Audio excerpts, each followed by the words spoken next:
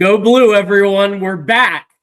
Release the files. Also, Ward's $7 million payday and Big Ten Media Days. What to expect this week. It's all coming up next on Michigan Wolverines Live.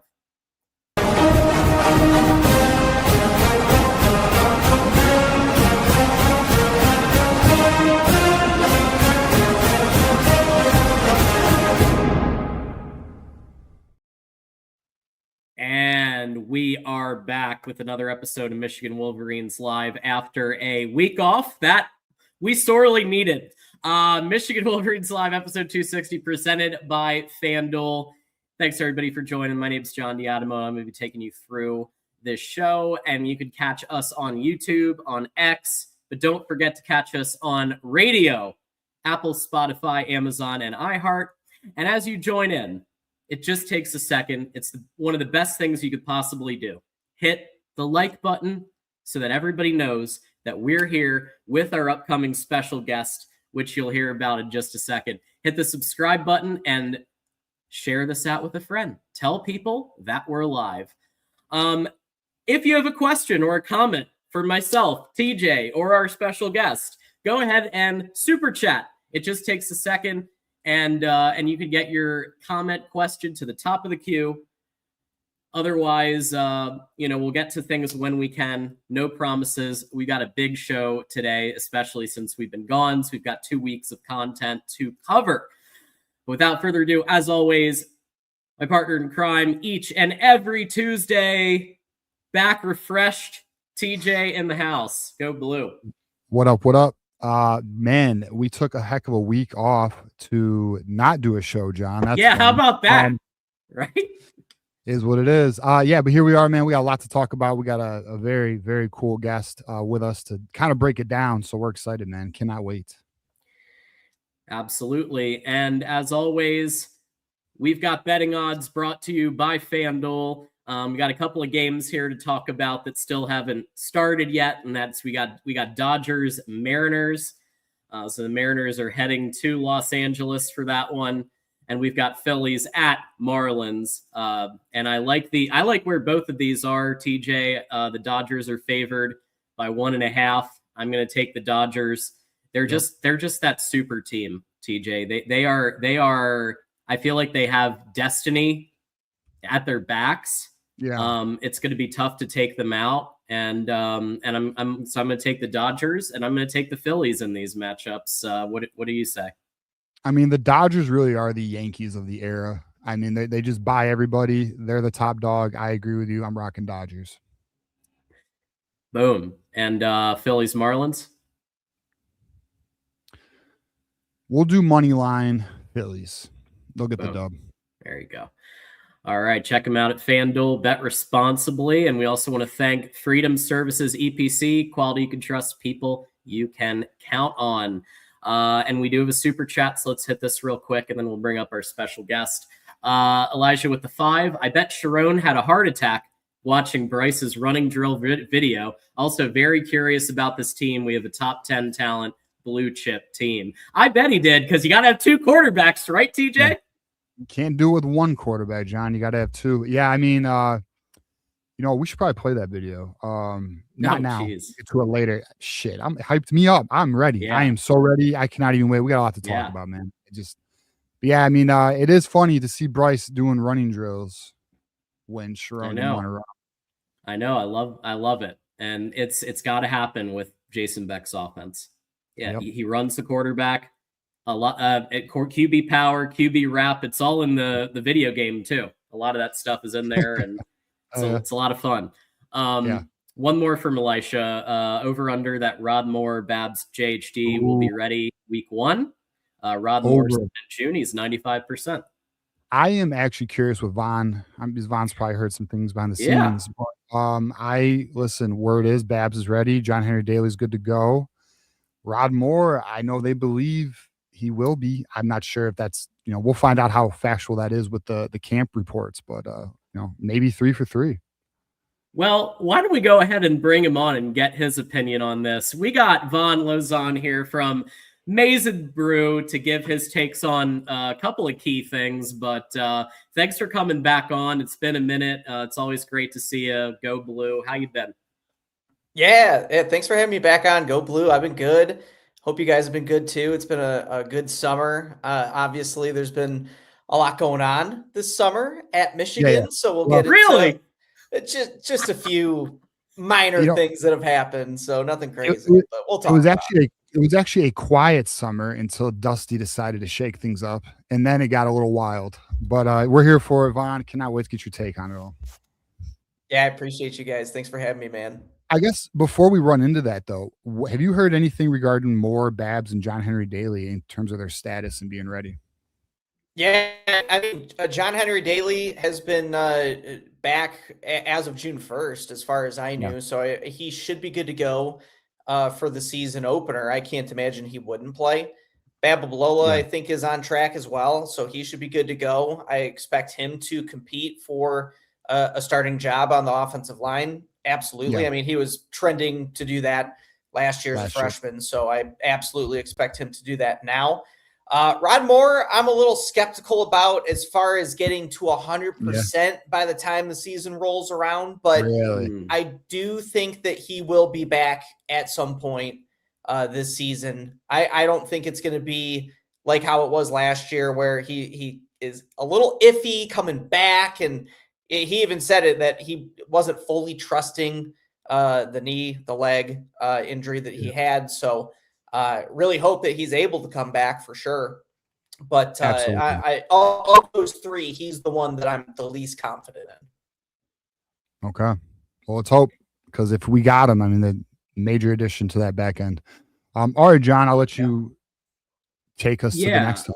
Yeah. Well, I did. And just to comment, I mean, I have heard the same about John Henry Daly being pretty much like full go, and Babs, and really it's the Rod Moore of it all. And that has been the last few years the big question. Is he healthy? Is he not healthy? But now with the second surgery, with everything that they've done since, it 95% sounds good to me. And I think we're going to be in a really strong position if they're all back, even at 95. Yeah, I trust the secondary as well, even without Rod Moore. I like a lot of the additions that they made this offseason. Snowden from Utah, I really like him at the nickel spot. And Chris Bracey is a guy I'm really high on, the Memphis safety. So even if Rod Moore's not able to come back fully to start the season, I know that a lot of the reports are kind of hyping up the defensive line from this defense, but I think the secondary can be just as good, if not better. Yeah. Bart, so let me ask you this before we get into that. Okay, so what's our starting safeties? Chris Bracey, and who do we think? If it's not Rod Moore, I would probably lean towards Mason Curtis, maybe. He's a guy that has a lot of experience in the defense, now going into his junior season. So I think it's natural that he would probably slot into that starting position. Okay. Feels like it's got to be Rod Moore, man. If you've got that option, that game changer option. Yep. How can you not? You know? I totally agree. Even if he is 95%. At the start of the season, I can't imagine he wouldn't be able to play. I think he would be able to play. The 2 games he played last season, he was excellent. You know, like all Big Ten caliber level player. You know, so we'll see. Let's hope. Yeah, we'll find out. All right, John. For sure. Well, let's go ahead and get to it. So the reason, Vaughn, that we have you on is that you wrote an article that I thought was extremely interesting. We covered, obviously, I did a video on this because we were out last week. So I did a video announcing the decision about Ward Manuel. They are going to be Ward Manuel in Michigan. For those of you living under a rock, are parting ways at the end of the year, of the calendar year. So I did about a 10-minute, 12-minute video on this when it happened.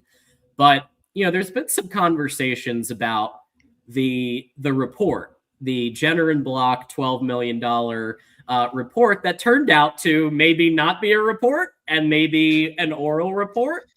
And you did a very interesting article, and I recommend everybody go to Maze N Brew, the letter N brew.com to check this out for yourself after the episode. But just to kind of dive in a little bit into, this as a whole, you're in addition to reporting and running this site, you're also a communications expert and have experience in this field.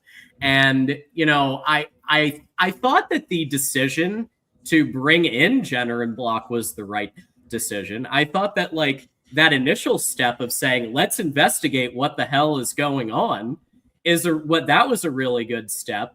But then to just announce an outline and a little video from the president kind of saying, hey, we had some issues, but it's all going to be good. Ward, we're parting ways with Ward. Everything's going to be fine. Nothing to see here. You took a few issues with that as a communications professional. So I'd love to just hear your thoughts when the news was rolled out that the findings, we're not going to release them, just an outline that Michigan has full control over the narrative. And then at the end of the year, Ward is going to get a nice big parachute and say sayonara. What was your take on all that?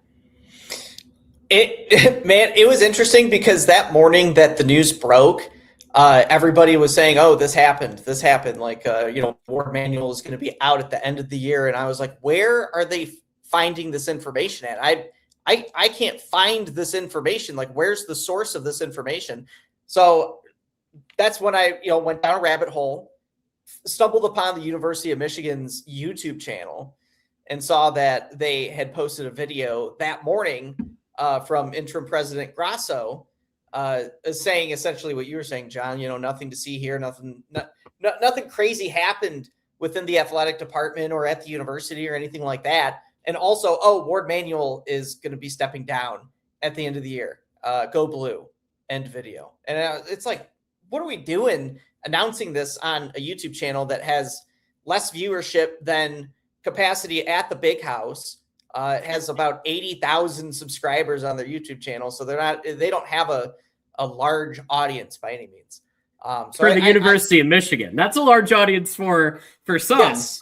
For sure. Right. But yeah. but yeah, for the university, yeah.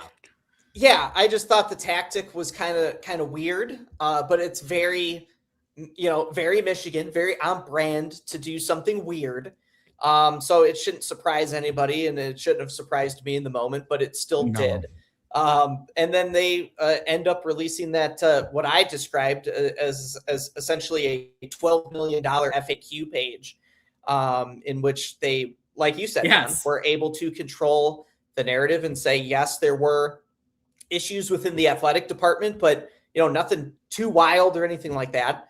And they don't have to release the entire report because apparently there is no written report. It was just verbally provided to them at the low cost of $12 million. So I hope they got their money's worth, because they could have just fired Ward in December and saved the time, saved the money in the process, and saved the embarrassment at the end of the day. Vaughn, paper's expensive. All right. So you got to understand Michigan's perspective here. They're trying to be environmentally friendly. And at the end of the day, there was nothing to see, as we know, Vaughn. Exactly. What did you think? What did you think of the real quick? I do want to ask, just devil's advocate here. Their whole thing, let's protect the confidentiality of the investigation, the privacy, the witnesses, right. But does that preclude them from releasing at least a partial report that has redactions? Because at least they could redact the parts that were protecting someone's privacy, right? It absolutely, and it's commonplace in these sorts of things where redactions can be made. As long as there is a report that is released to the public, anybody can FOIA that. So everybody in the media and everybody that has interest in this would want to FOIA that information. And if they did so, and if they had released the report, they could redact all of the all the names to keep the privacy intact. So that's not a problem. They easily could have done that. Well, okay. So then let's dig into the why, Vaughn. I think we all agree it has to be pretty bad. It has to be pretty damaging for them. Like, in my opinion, and it's assumption because we don't know, but for them to go, to your point, $12 million into a law firm, they were told the findings, and then it was probably decided upon to not have a physical report because the findings were damaging. And this is, quite frankly and unfortunately, Michigan's way of avoiding that public damage, even though they are receiving some public damage, but it's not as bad as actually being caught with the murder weapon. Right. So I think we can logically conclude it can't be good, and now then the greater question, Vaughn, and I guess we can have this conversation. Mm-hmm. What does that mean for, like, because I ask myself all the time, what do we do? Like, as fans, you and Vaughn, you went to Michigan. John, you went to Michigan. Just for the record, I did not go to Michigan. No. Oh, damn, Vaughn, I thought you did. All right. I ain't that smart, man. I ain't that smart. All right, fair enough. I went to Eastern. I get it, brother. But like, as a fan, what regions, we can't do anything about that. They have to be taken out by the governor, and there's another process that I believe there is, but it appears to be a pretty swampy administration at the top. What's your thoughts there, Vaughn? Yeah, swampy is a very PG way to put it, honestly. There are a lot of other words that could describe the leadership at the University of Michigan, and I think it trickles down all the way down. Another thing that I found interesting about all of this is that back in December when the whole Sharon thing happened, Ward Manuel was forthcoming with saying that he was the one that requested the Jenner and Block investigation into that whole matter. And then fast forward to this video that they released on the YouTube channel with President Grasso, and he was the one, he claims that he wanted the investigation, not Ward Manuel. He didn't say Ward Manuel's name there, but so there's just a lot of miscommunication going on. I don't like what's going on at the University of Michigan as far as the leadership goes right now. So I think a wholesale change is needed. Obviously need a new president, need a new athletic director, need new board of regents. It trickles all the way down. So there's just a lot of miscommunication and misalignment, just a lot of things that I don't like what I'm seeing right now. No. So I'm sure you studied in your time doing this, the mafia. And what was a hallmark of how the mafia did record keeping? They didn't. It was all done orally so that there was no way of unearthing evidence in an investigation. Don't they realize that this looks like it's the reenactment of The Sopranos? Yeah. It's mob. Well, and that's another point I wanted to bring up too, is now with all of this and because of all of this alignment and everything going on within the university's leadership roles, I feel like the public, like the Ann Arbor community, the Michigan community, Michigan alumni, I feel like a lot of trust is being lost among those people within the alumni base and within the fan base, just because of all this stuff that's going on. And they're not releasing this report because, as we've said, there is none because they didn't want one to be written. So it's slimy, it's shady. And I just, as a fan of Michigan, I grew up a huge Michigan football, basketball, everything fan. It is very disappointing to see this happening. And I just really hope that at the end of the calendar year, when Ward Manuel and everybody are pretty much gone, that we get some fresh perspective, some good leadership in place. So we don't have embarrassing stories like this being put out in the middle of the summer when there's no school activities going on whatsoever. Yeah. Yeah, we all hope that we can have some boring off seasons in the future, because I've said I would love to talk Phil Steele's defensive backs lists instead of this, but like we need to cover this because it's happening. It's about our university. It's about the leadership of our university, and what is holding us back from being the most elite that we can be as a football power is leadership like Ward Manuel. Right? Ward Manuel has been a thorn in NIL side. Only recently, basically by force, he came around, right? Basically because he was told to. We know that there were cease and desist requests early on with early NIL collectives for the Block M for the Michigan branding. I know this personally because I helped out in an early NIL collective called MGO DAO. And they received these requests to not use the Block M and all. So there were hindrances going on. And so this isn't just about wrongdoing and like doing the right thing as a Michigan man. This has been costing us wins on the football field. This has been costing us at being at the same elite level as Ohio State or getting the same elite talent as Oregon or even Notre Dame. And so it does.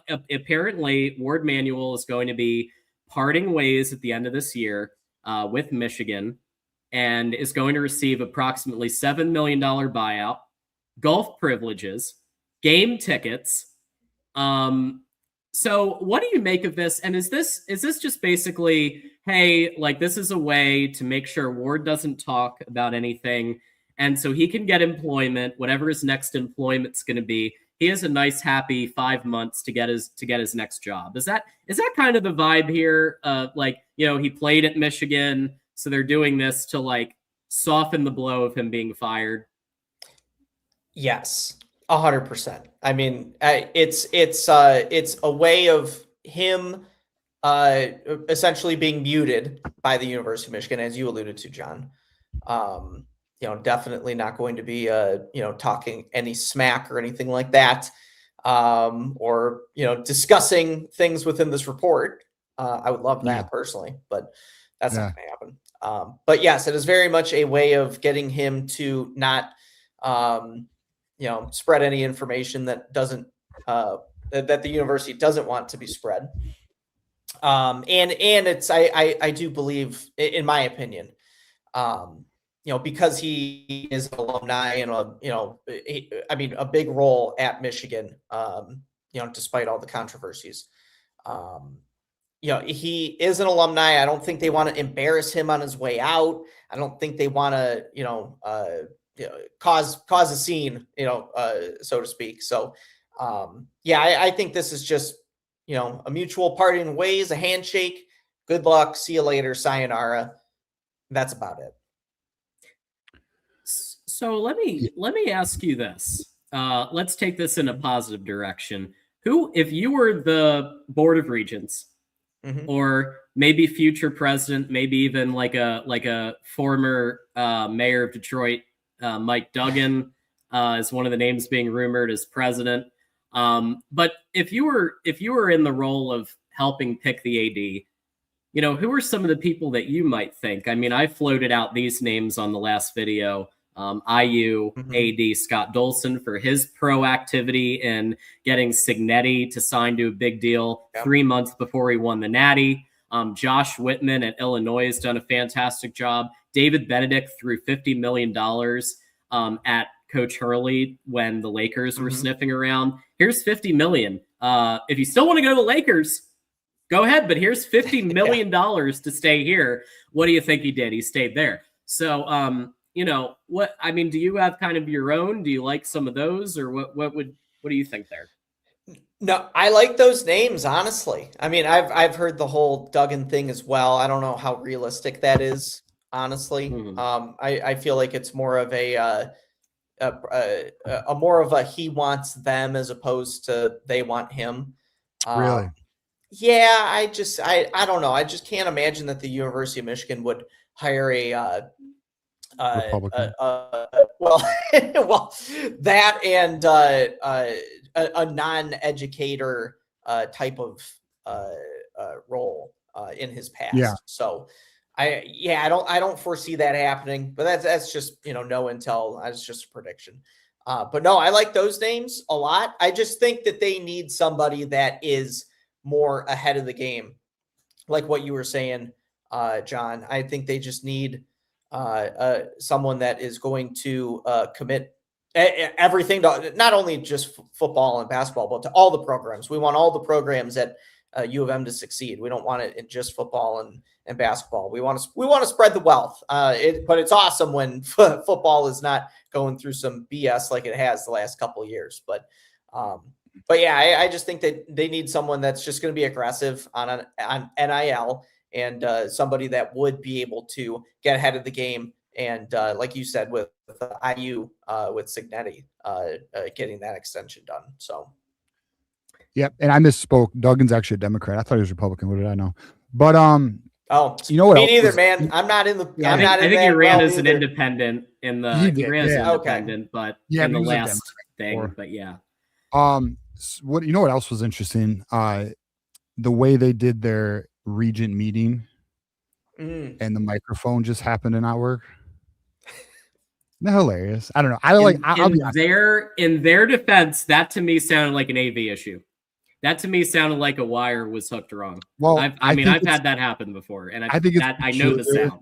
Well, how do we know it wasn't an intentional wire hookup? But you're right. But it's pretty interesting. They say we're not going to talk about any athletics or word manual. The next day, his buyout signed from the regent meeting. I'm just saying. Yeah. Listen, Michigan moves very politically. And when I mean politically, I don't mean agenda driven. I mean tactics and strategies. You know what I mean? Like to the point of the report being a non-physical report, etc. Avoiding FOIA requests. They're very tactical and strategical, similar to a political approach. Most institutions and corporations play those games. Unfortunately, we don't get the transparency we want all the time. No, very, very rarely, honestly. Yeah. I mean, it is pretty rare when you see, a big organization or anybody really just come out and they could have solved so many of their problems early in the process. But hey, it is what it is, man. I mean, move on. Gotta move forward. So speaking of moving forward, this week is Big Ten Media Days. And Michigan and Kyle Whittingham and Bryce Underwood and Andrew Marsh have been making the interview circuit on Rich Eisen's show, and so we've gotten kind of some feedback there. And as we look ahead to fall camp and the season, I mean, are there some folks that you're excited about? We were talking before about Rod Moore and the possibilities of him being one of the safeties, and what do you think? Is there what do you think about this upcoming season, and what the prospects could be there? Yeah, I expect a good team, man. I expect them to be competitive. I expect a definitely a tougher in the trenches team moving forward with that kind of being Kyle Whittingham's MO at Utah all those years, focusing on the offensive and defensive lines. So I think you'll see a step forward from both those positional units for sure. I'm excited to see Trey Pierce step into a leadership role at the defensive tackle position. I'm really curious to see how these young linebackers adjust to a bigger role. I've heard good things about Chase Taylor this offseason, and hopefully Nate Owusu-Boateng takes a step as well. That would be great for Michigan's defense. I think if those two guys take a step with Troy Bowles at the linebacker spot, and then Nate Staling coming in as a veteran, probably going to be a reserve if I had to take a guess. But yeah, you all of a sudden you would have like a pretty decent two deep at that position as well. So I'm excited about the defense, and we'll see what happens offensively. Like I said, I expect a step forward from the offensive line, but it all really boils down to Bryce, man. I mean, we need to see a step forward from him for sure. No more happy feet, no more locking in on one receiver, no more hesitating and throwing balls across the middle of the field and getting at risk of an interception. Just, go out and do the damn thing, man. I want to see a big step forward from him this season. And Kyle Whittingham even said it on Rich Eisen, talking about how last year he didn't have a dedicated quarterback coach. And he's talked about that on a couple different interviews over the last 7 months, right? Bringing it up again as a clear, like, hey, this kid, didn't receive the best coaching and the best system, and now he has some of that shored up. Yeah, definitely. Well, Vaughn, I just want to tell you, really appreciate you taking the time with us. I know we're up against it, so I want to get you out of here. But before we get you out of here, and again, invitation to come on again, hopefully during the season. I know you're pretty busy, but love to have you on again. For sure. Let the people know where they can find you, and we'll definitely show the people the site. Yeah, I mean, I'm on social media, Twitter at Vaughn_Lozon, and then Mason Brew also on Twitter, Facebook, all that good stuff. And then there's the website right there, masonbrew.com. Follow us for all the coverage with football season and everything, man. Yeah. We've got a couple guys going to Big Ten Media Days this week, so we'll have boots on the ground in Chicago covering all of that. And we're going to have a ton of content this season. So it's always fun, man. It's always fun. I'm looking forward to the fall. Absolutely. Awesome. And Vaughn, before you go, how long have you been a part of Mason Brew?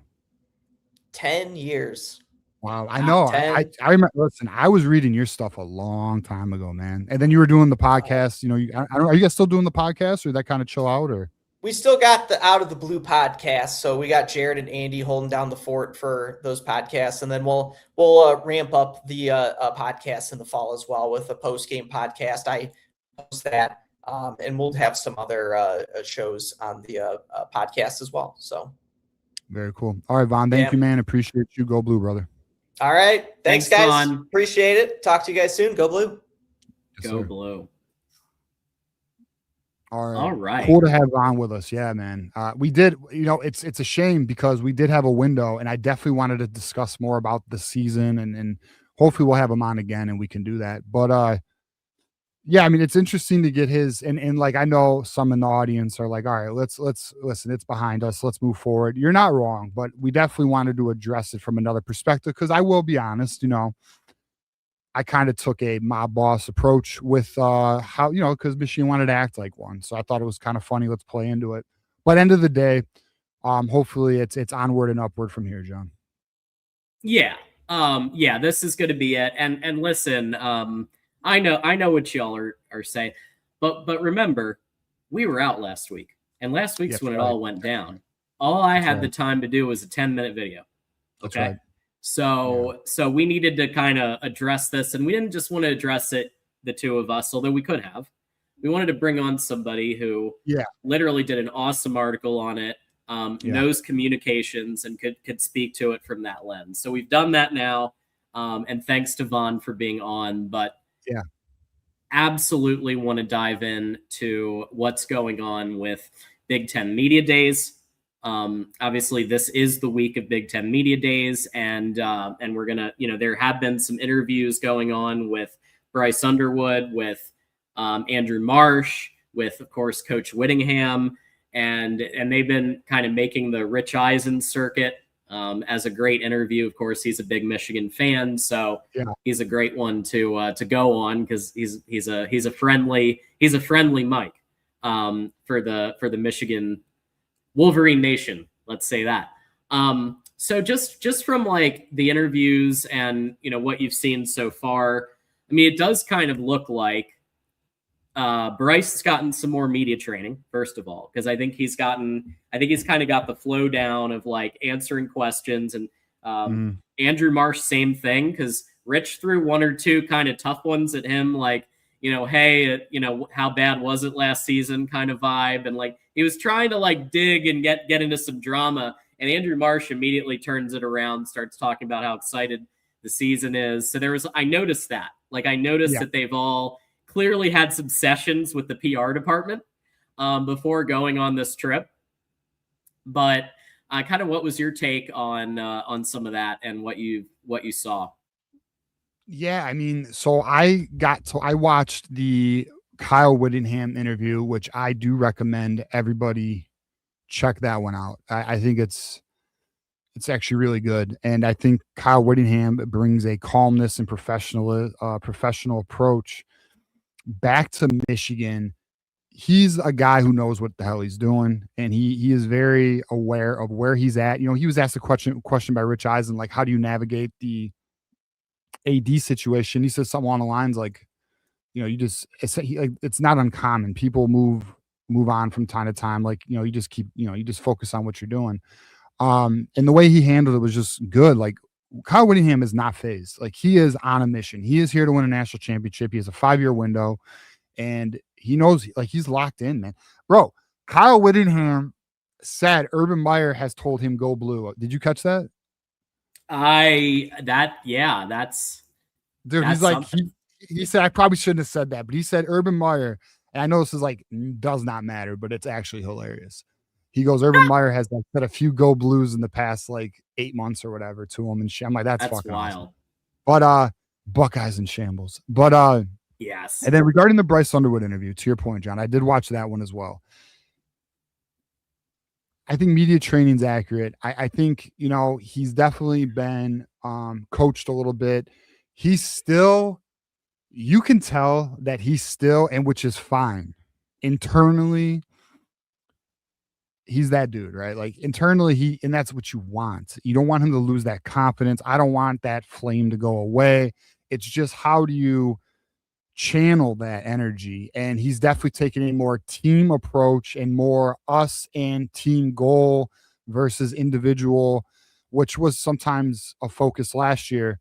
But I will say, and then I will, and a couple things, because actually I really want to, I've been doing some thinking, watching these interviews and getting ready for football season, because I am fiending, John. I am fiending. We are in the absolute worst part of the year in terms of sports. It's a dead period, as all dead periods. There's nothing exciting. There's somebody who's a baseball fan right now, but Tigers are really depressing, so let's not get into that. But the point being is, I'm watching these interviews and we're hearing things behind the scenes, which we will talk about as well. We're hearing about Travis Johnson. We're hearing about Shamari Earls. Yeah. We're hearing, there are some things starting to rumble, and camp has not even started, but from summer conditioning, when you start looking at the coaching staff that we have, and I watched the John Henry Daly one. I did not watch the Andrew Marsh one yet, and I did not watch, and I will watch tonight. He did very tonight. well, in my opinion. Yeah, well, did you see the Savion Hyder, Jordan Marshall one? I didn't see that one yet either. There was a few of them to catch them all. I know, exactly, because it's like Pokemon. It's tough to get all 151. Because shout out to Eisen for Rich Eisen for doing an all-day event with Michigan and like literally giving his platform to the university, which is amazing. And like, that's the other thing too, man. Like, look, I did not go to Michigan. We know this. You did, John. But like, I fucking love Michigan, bro. And like, it's great to see the university have such an event with the Adam Schefters and these big time people. And John, or who was that? I was talking to Jude. Who was I talking to? I don't know. They just did it was you maybe, NIL event. What? A month ago, 2 months ago. And here's another large NIL event. Michigan is really, really, really up their game, man. I'm just so happy for the program, and the football program does not phased with what has occurred this offseason, the athletic director and whatever. But back to football, because I do want to get this point out as I am going all over the place. I'm going to be honest here. And I was talking to Juju about this yesterday, and I kind of was talking to Marmar about this the other day. I'm kind of falling for the hype, man. I'm not going to lie. I am buying, because I can logically connect what we're hearing and what I believe in this coaching staff, this scheme. Babaloa's back. Bro, and I was talking, I'm going to tell you this right now. If we have anywhere near a top 15 offensive line, it's fucking over, bro. This offense is going to be nasty. I do believe Bryce is going to take a step this year. I really do believe he's going to. It's going to be very hard for him not to. Yeah. I'm going to say that. And then, bro, we're hearing about Travis Johnson potentially starting with the ones Yeah, can we touch on that? Because from everything we heard up to now, it was going to be Moa, and then but Travis Johnson we heard was going to be in that 6, somewhere in maybe number 4, number 5, somewhere in there. Yeah, Travis Johnson from we're getting some serious smoke on Travis Johnson being in that starting 3. Yep. And running 22 miles a fucking hour at one, like he's already gotten his body weight up. The things we're hearing about the strength and conditioning program and these kids all hitting personal bests. Yeah, exactly. Right here, 22 pounds. There's a lot of that right now. A lot of great weight gain, lower body fat percentage. I'm going to be honest, bro. The program is operating like a national championship program. They need to step on the field and perform. So it's just, I know there's a Buckeye crying. I am saying from the looks, the structure, and the things that are starting to kind of leak. And I know if Johnny was here, Johnny Olden, if Johnny Olden was here right now, because he's so anti-hype. Like he's very locked into wanting. Very curious what he thinks. As am I, but I'm just going to be honest. Like, I don't see the offense not being good. I just do not. I think it is so well structured to fit the offense Jason Beck wants to run with the type of quarterback that needs to run it. And then you look at the defense. The defensive line is a question. And we just talked about linebacker with Von Lozon. But the DB room should be nasty. And there's Shamari Earls hype right now. There's fucking, Smith Snowden hype. Mm-hmm. Also hitting 22 miles an hour top speed. Hitting 22 miles an hour is not normal. This is elite. Jahmyr Gibbs hits 22 miles an hour. Now listen. Look, there should be Smith Snowden hype because Smith Snowden has shown it on film every time I've seen him on film. Now, there is a difference between running 22 miles an hour and Jahmyr Gibbs running 22 miles an hour because he's getting there quicker. Like his acceleration is far greater. But top end speed, even touch 22 is nuts. Savion Hyder also is a 22 mile an hour runner. The speed on this team appears to be legitimate. I'm not gonna lie. I am buying, and camp hasn't even started, John. This is just like summer conditioning hype right now. And I'm buying. I am buying some of the stock we're hearing. And this is why we wrapped up the Ward stuff today, because we're going all fall camp all the time, and we're going to be giving you all the whatever intel that we pick up. We're gonna give it to you. And if there are other, because the fact that there are these pieces of news happening and we're not already at camp yet makes me curious what other personnel changes, position group changes, depth chart rising, falling. Like, it's going to be very interesting. I think maybe a depth chart prediction to start fall camp, and then when fall camp ends, were we right? I think that might be interesting. To talk through the depth chart a couple of times. Idea. That's a fun challenge. I say we do that. Okay, I like that. But yeah, I mean, I think we're going to be pretty good.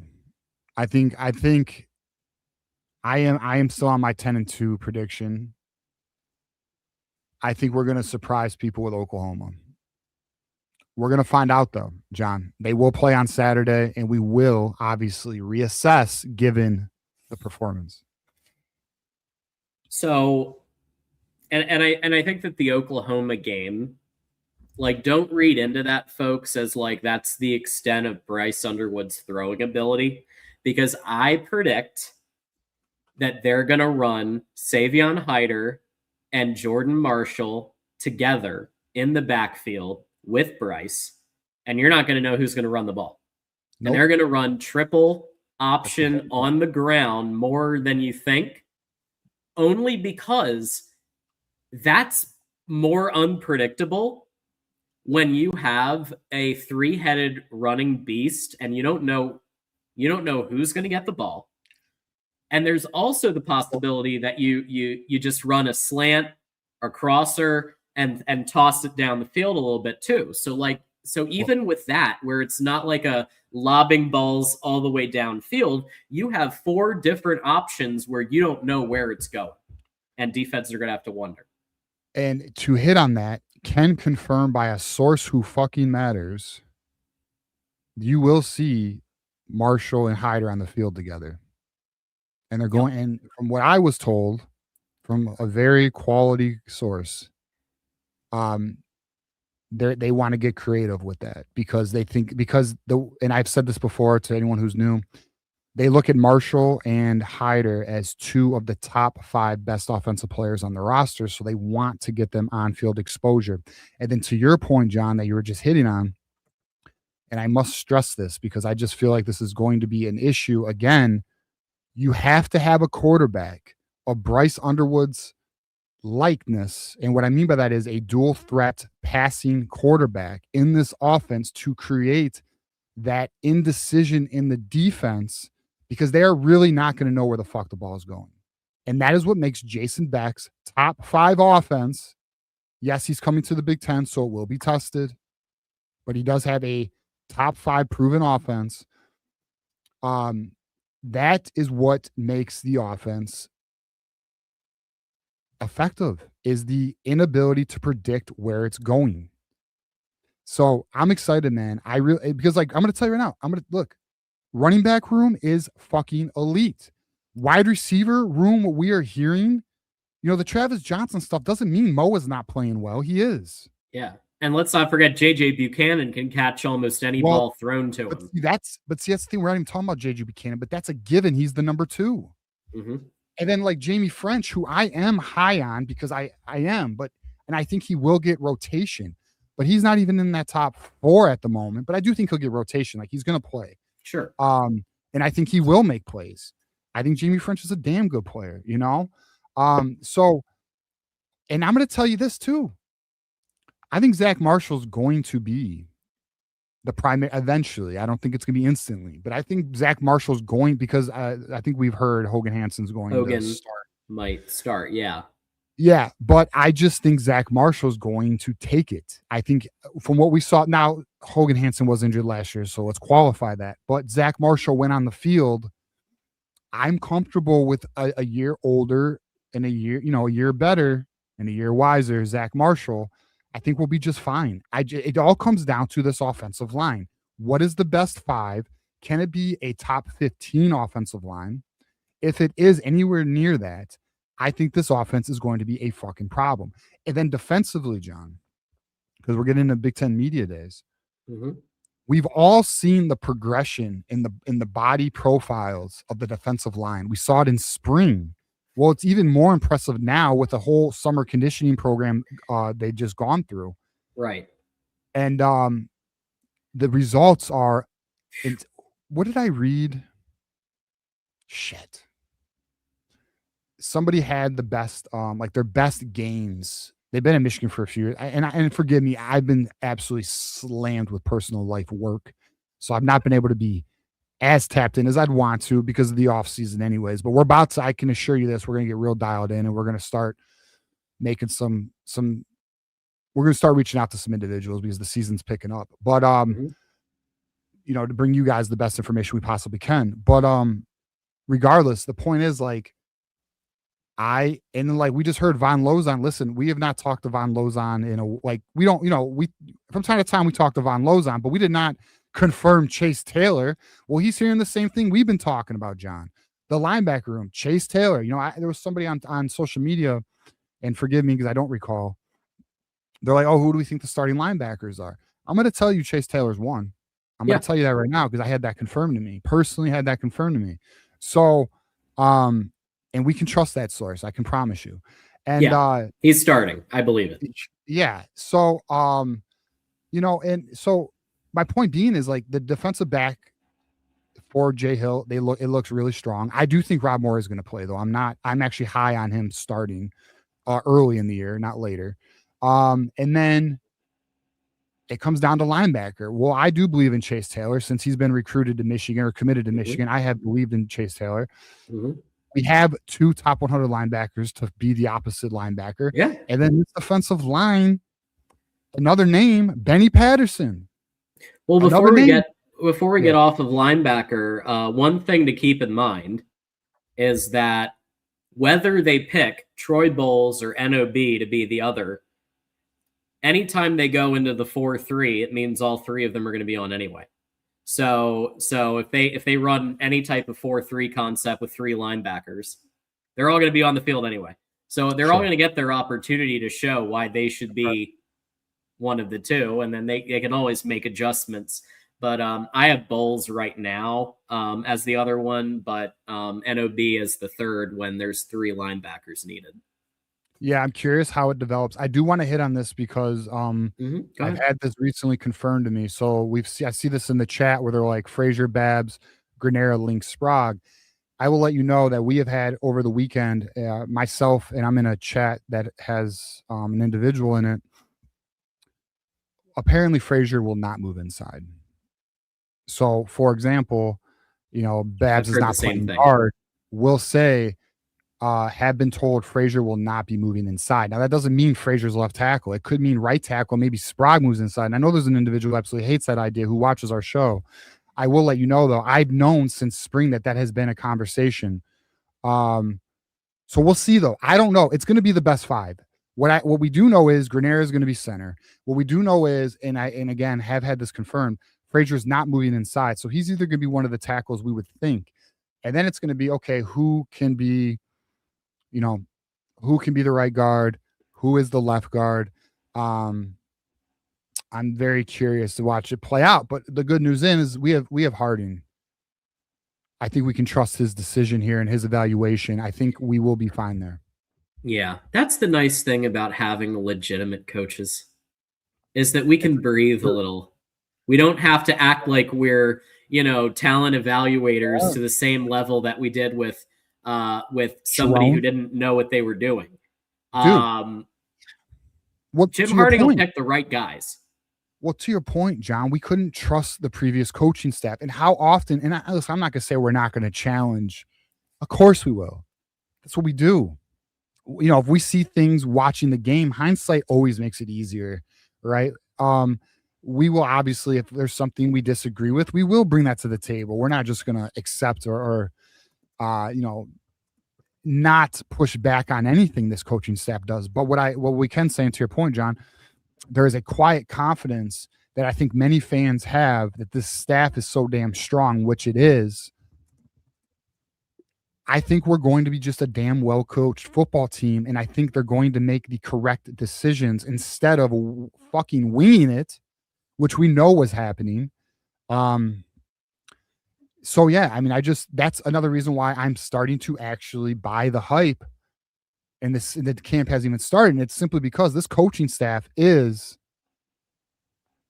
one of the top coaching staffs in the country, period. So one thing you've said a couple of times that I want to point out is Doug Ellisaiah's strength and conditioning. That's right.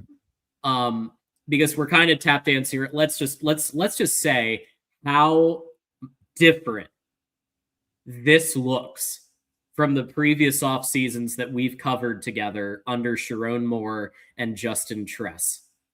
How the weight gains in terms of good weight, in terms of the weight that's needed. Just the way that not only do they put on muscle, put on the right weight, but with Travis Johnson's case, they go faster. He's faster, 22 pounds heavier. That is some elite tier strength and conditioning, and it's what we've been asking for since. That's why when Herbert left, it was such a blow, and why we reported it as such a blow because of how he was just like Ohio State fans are listening right now. We got Doreen in the chat, and how important is Mikey Marotti? How important was Mikey Marotti to the Urban Meyer era, to the point when he was being considered for college jobs, like Ohio State fans were worried Urban was going to pull him, because without him, the Urban Meyer experience isn't complete. It's the same deal here. Doug Ellisaiah's strength and conditioning program is the lifeblood of Kyle Whittingham's football teams. Well, okay. So I also want to hit on this, and this was brought up in the chat, and I did see this on social media, and we will give credit where credit's due. Sharon Moore didn't even, so under Justin Tress, and this is a Ben Herbert ideology, I'm not sure, but they were not even doing bench pressing under the previous strength and conditioning staff regime. And Ballas did report this, so we want to give our credit here to Chris Ballas. What about those videos where they were doing it?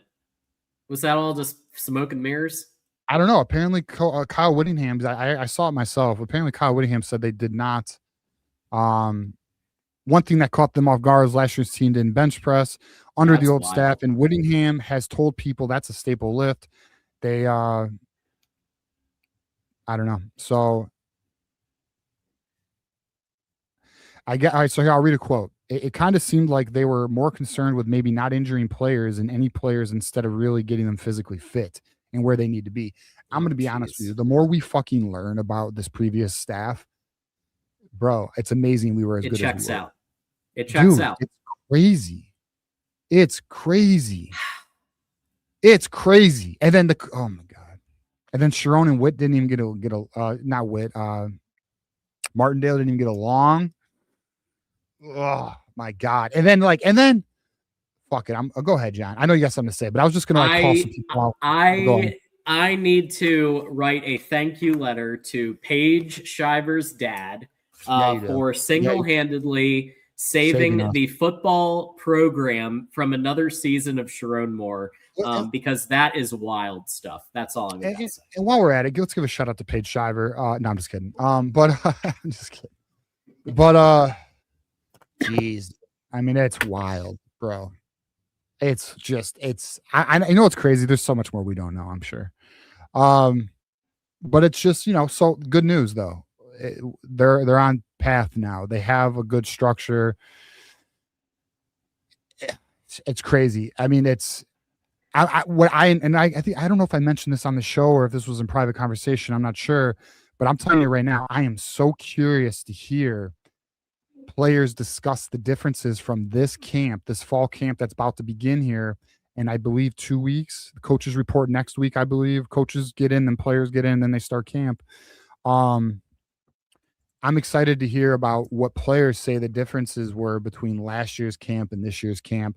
I guarantee you we're going to hear about it. I guarantee you we're going to learn more about the madness, So we'll see, man. I mean, it's wild, but guess what?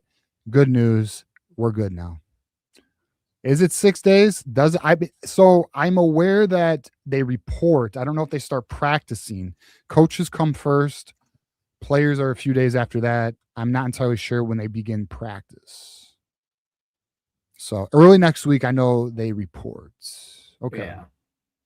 And we know that Thursday is Big Ten Media Days for Michigan. So it'll be probably a couple days after that. Yeah, coaches start Monday. That's right. Yeah. So I do have some specific kind of Big Ten Media Days things to touch on. But before we do, why don't we hit on some supers who've been waiting a while to yeah, absolutely. So I want to just hit some of these. So Elisha had another one in his kind of triple threat here. So thank you for the 5. I would have liked Michigan to make Mason Curtis a linebacker. He was recruited as a linebacker. I didn't like him back at deep safety. The twitch just isn't there. Well, he's a bit of a versatile player, hybrid. I think what's going to be interesting is we have one of the best coaching staffs in identifying player fit, and I think the Mason Curtis question is going to be answered. They're going to put him in the right position. I'm curious how they're going to use him. I mean, the thing about Mason Curtis is he can come off the edge, he can play linebacker, and he can drop into coverage. He is a very unique player. I do think we'll see a fair amount of him in the rotation this year. I agree. And remember, there's going to be news every week. There's always the possibility that they decide to move a player to a different position. Sure.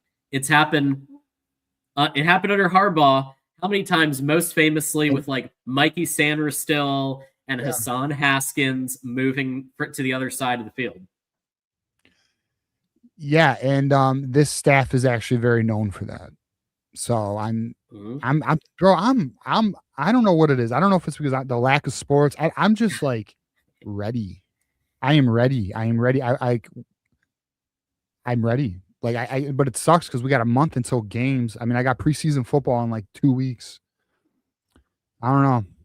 I don't know what it is, dude. I last year I was not this antsy. I don't know if it's just because it's the new staff. I want to see this. And I was talking to Juju, and I was telling him like I'm so yeah, because Garrison and Juju are going at it. What's new? I'm so over the projections already. You know, like let's project starters. Let's project. It's like fuck, bro. I want to see the boys play. You know, I want to see the results. I want to talk action. You know, but unfortunately, we got another month. We're here for it. We will definitely still do projections. And for those of you who don't watch NFL preseason, I'm sorry, because I will be talking about the NFL preseason because we have. So first of all, we've got Panthers Cardinals coming up in like a week, and then I'm most excited to August 15th Vikings to see our guy JJ Goat Carthy go up against Kyler Murray. They're both going to play because it's a quarterback competition that they're treating like an actual quarterback competition. And apparently JJ's been working out with Justin Jefferson, and there's going to be some stuff we're going to cover about former Michigan players that y'all know very well. I think I can't help myself, TJ. No, listen, I'm going to tell you this right now. Thank you, Media Days, because listen, we are about to embark on the appetizer of the football season. The greatest time of year is about to begin. That is August all the way to New Year's Eve. And what that means is, John, we have preseason football, which I know people don't like, but I love it because it gets the, you know, you get your beak wet, bro. You get a little appetizer. It's essentially the mozzarella stick and the honey mustard, you know. you get the appetizer, and you get to do fantasy drafts.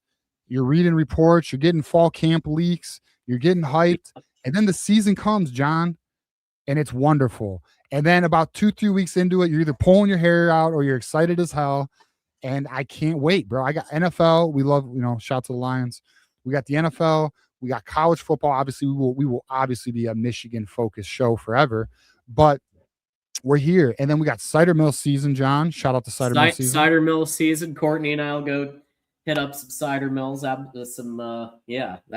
love cider in the fall. Oh my God, me too. And I fucking love cider mills. I'm already going at the end of August. I already got it planned in the books. But yes. You know, and then we get fall leaves. We get great football, and it's going to get intense. And hopefully, the boys are competing for a playoff position. You know, and then we get into the holidays. So, John, from here forward, quite frankly, we are going to have a hell of a next 5 months. Cannot wait. Y'all, buckle up. And it's gonna be fun.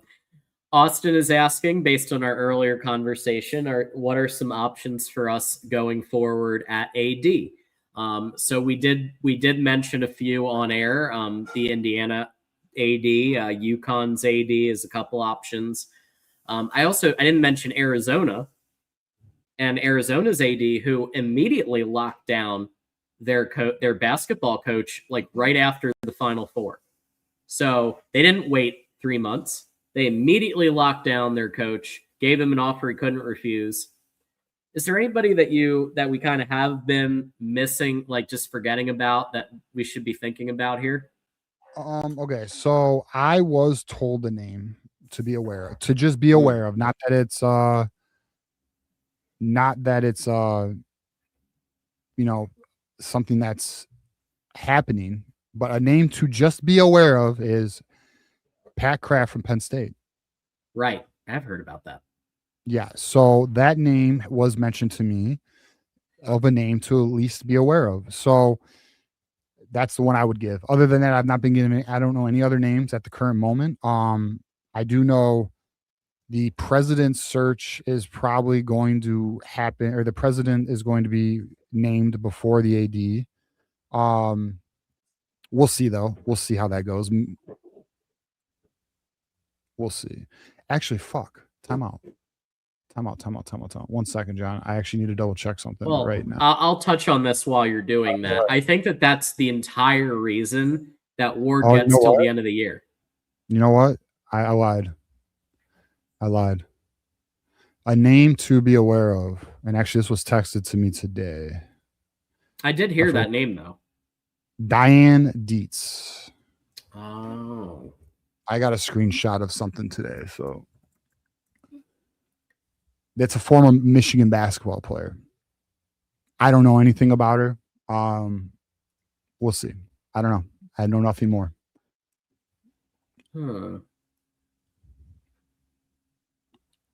That's one I haven't been thinking about. I know that she came back to the Big Ten a few years back. But I wonder what AD experience there is there. Looks like, I don't know. We'll find out. It's just a name. Yeah. We'll see. Big Ten Conference Deputy Commissioner. Yeah, we'll see. I do want to bring this comment up real quick. An individual said Big Ten Media Days began today. So I hate to break it to you, brother, but they don't begin until Michigan gets on the stage. Yeah, Penn State doesn't count. I'm sorry. Does not count. Sorry, man. I'm messing with you, bro. I didn't watch them today. I was so damn busy. I'll have them on tomorrow, though. I honestly didn't. And normally I watch, because normally Voice of College Football sends somebody. I don't know if we did this year or not, but I'm not sure. I always like to try to watch to see if Mark Rogers or somebody is asking questions. You know what? Get to Penn it this State's year. tomorrow. Penn State's tomorrow. Ohio State went today. Well, that doesn't count either. No one gives a shit. Boo. Yeah. Did anyone see? I didn't see any clips. Ryan Day talking. I don't know. I must have been really out the loop. I didn't see anything. Well, I mean, Penn State bot claims Penn State went today. Oh, that's weird because I'm looking at a schedule. Oh, you know what? That's 2025. I'm dumb. What's the 2026 schedule? Well, Penn State went today. No one knows. I mean, who here knew? Raise your hand. Gives a shit. All I know is Michigan's going the last day. I want okay, so here it is. So today it was so Penn State went with Rutgers. Woo! All right, so there was Illinois. We're Iowa, number one. Rutgers, USC, and Wisconsin. Of course, little brother kicks things off tomorrow with Minnesota, losers down south, Oregon, Purdue, and UCLA. And then Thursday, the best day, you got the Fighting Kurt Cinetti, you got Michigan, and that's really all that matters. Clearly. Yeah, you know Cignetti's going to be walking in there with his natty. I can't wait to see that. Must watch. I do appreciate Cincinnati. Yeah, see that right here. Still crazy. We agree. And to my Penn State guy, we're just messing with you, buddy. You're always welcome here. You know that. Yeah. Yeah, Penn State bot is welcome. And, we see Penn State bot on Menace and elsewhere. And he just likes to chop it up. And he doesn't bother anybody. He's cool. Let's keep hitting these. We see more and more super chats and member comments. So Michigander has been a member for 16 months. And a mod and a huge supporter of the channel. The most interesting part about the Witt interview is that he talked about guys constantly coming to him about more NIL, and he directs them to the GM next door to his office.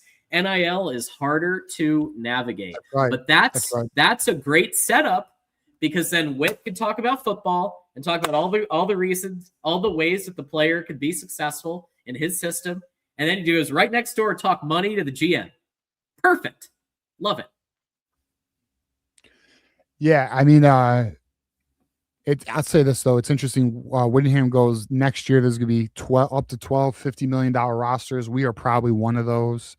And then he talked about how he thinks, what do you say, 45 to 60 teams into a super conference. Yeah, that's kind of his vision. Yeah, I've been somewhere similar. I said 40 to 65, so we're kind of in the same ballpark. Yeah. Big Ten, SEC, maybe pull a Notre Dame in there. I just worry though, like, okay, let's just say hypothetically, and this will be quick because I know we got other things to hit on. Yeah, that's okay. If we go to a super conference, I don't want a salary cap because then everyone has the same. Fucking Wisconsin should not be on our level. What are we talking about, bro? Michigan State has a $4 million a year sponsorship deal, which, by the way, I'm going to say some blasphemous shit right now. Ohio State and Notre Dame announced their sponsorships today. Are you aware of that? I heard it. Didn't Ohio State have like a blue Chase company? Chase. No, Chase Bank. It's Chase Bank, and I think it's like, what was it, like 16 million or something dumb? Let me see. I got it right here. Okay. I mean, look, I can't hate on 16 million. I really can't, but they need to make sure that, because I'll tell you what, if we get a red company, like we get a company that is a red brand, I better not see that on the jersey, because then I'm going to be upset. They're going to do, Chase Bank is doing a black logo on the white jersey, which is lame. Now on the red jersey, it is white, so it works. Okay. Now Notre Dame also announced their sponsorship today, which is 18 million a year. I see people throwing 17. I have 18 million, so maybe that number's wrong. I don't know. But their sponsor is, what is it? SoFi, which is interesting. So as many of you know, I think jersey sponsorships are an abomination and disrespectful and disgusting to the game. And I also want to point this out because people don't seem to get this still. And I do mean this respectfully. It does not help NIL. It goes to the athletic budget. The revenue share that the school gives NIL wise is capped at 21.3 million. Michigan is already giving 21.3 million. It just increases the revenue for the athletic budget. It does not increase NIL or help give 5-star players, because out of that 21.3 million, that's actually being divided amongst all the sports, I believe. We heard a year ago or so that about 15 million is going to football, though.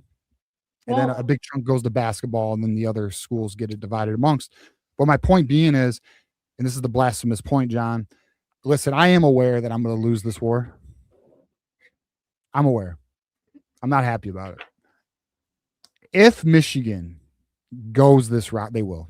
It's disgusting. Sure. There will be a sponsor, I guarantee it. I know. I want Oracle. That's who I want. They use the white font and not hopefully I want them to go blue on the white jersey, and I want them to go maize on the home, on the home jersey. Okay. Now, if they do not, my guy Zingerman's is not paying fucking 20 million a year. Yeah, it's going to be an Oracle type. Yeah, it's going to be a monster. And I don't want this, but if we do it, I do. The reason I want Oracle, simply because I want the Ellisons to be good. So yeah, that's where I'm at with it. I don't love it though. I fucking hate it. I'm not happy about it. And I probably will be very depressed. That's a little extreme, but I will be bummed out when it happens. So there's one part of that I'm going to take a little bit of issue with, and that's the part about the 5-star players and recruiting. Do you think that it would benefit recruiting if that money were to maybe go to new facilities, to new locker rooms, to new, state of the art nutrition programs, state of the art training programs, state of the art. Like if it goes to the things that can help convince a recruit to come here, aside from money, is there still benefit to that in 2026? 1,000%. I mean, there's no doubt about it. And that is where the money would go. It'd be for infrastructure building or or coaching salary. I mean, that's actually fair. Yeah. So, yeah. I hate it though, because what people don't realize though, and like, I really need people to try and grasp this. If everybody's doing jersey sponsorships, you're not actually getting more money. The pot is now getting larger for fucking everybody. Okay. Everybody's got a $17 million, unless you're Michigan State. It's only $4 million, you clowns. It says FU. MSU, FU for 10 fucking years. They're only going to get $4 million a year for 10 years. Wow. For saying fuck you on your helmet. Ohio State's getting 16 and Notre Dame's getting 18 million. And then MSU's getting 4. I'm telling you now, MSU's in trouble, boys. They're in trouble. I don't even think they realize how bad it is. It's rough. They might be in the denial phase. I'm not sure. But D'Antonio ain't coming back, y'all. No, they're F, dude. They're so in trouble. They don't even know it yet. Like their program has no future right now. And I mean football. Basketball will still be fairly good. But it's just so again though, okay, everyone's got a $15 to $20 million sponsorship deal. It doesn't fucking give you an advantage when everybody has a $15 to $20 million sponsorship deal. Like people need to understand that. Like everyone's like, oh, more. If everybody has more, it ain't more. Like people must understand this. Well, some programs are in debt, and this will help that. Like I think poverty programs like Ohio State were in debt. They are, yeah. So, and this is true. And Michigan's thankfully not. But dude, we are selling out. Listen, I'm gonna tell you this too. It's going to get worse. This isn't. They're not stopping at one. They're not stopping at one logo on the field. Has anyone seen a fucking basketball court and where that evolved from one to how many? Or hockey? Or fucking ice hockey? Hell, you don't even see what's really on the boards in ice hockey. They give you what the TV wants to give you now. I mean, they even have sponsorships on the glass, John. The glass. Yeah. I'm telling you. I actually don't mind. I don't mind the stadiums because the pro stadiums all look like that anyway. They've got a bunch of different sponsorships all over the place. And any college teams that play on pro stadiums, you're going to usually see that residual if they don't paper it up. But with the jerseys, I do like the idea of no more than one where and you cannot have the rival color. So no red, no green. I'm gonna officially go on the anti-train if I hear that our sponsor is going to be doing red or green on the jerseys. We're going live. We're gonna go live emergency show. And I'm not okay with that one. No, okay. There's no way. I'm gonna tell you this right now. There's no way there's a different color on this fucking uniform. I will fucking rally the troops. I know they're out there. I've had a few of you reach out. Yeah, dude. Just don't disrespect the jersey. Whatever. We're gonna, and the sponsorship's coming. And it sucks, but it is what it is. We got to keep it moving. Elijah says, but the hype because we have a coach. There's a great track record we can look at, and if Buchanan didn't have his jump ball ability, would he start? Yeah, well, I agree with you. We have an experienced 21-year head coach, and that's huge, and he knows what to do.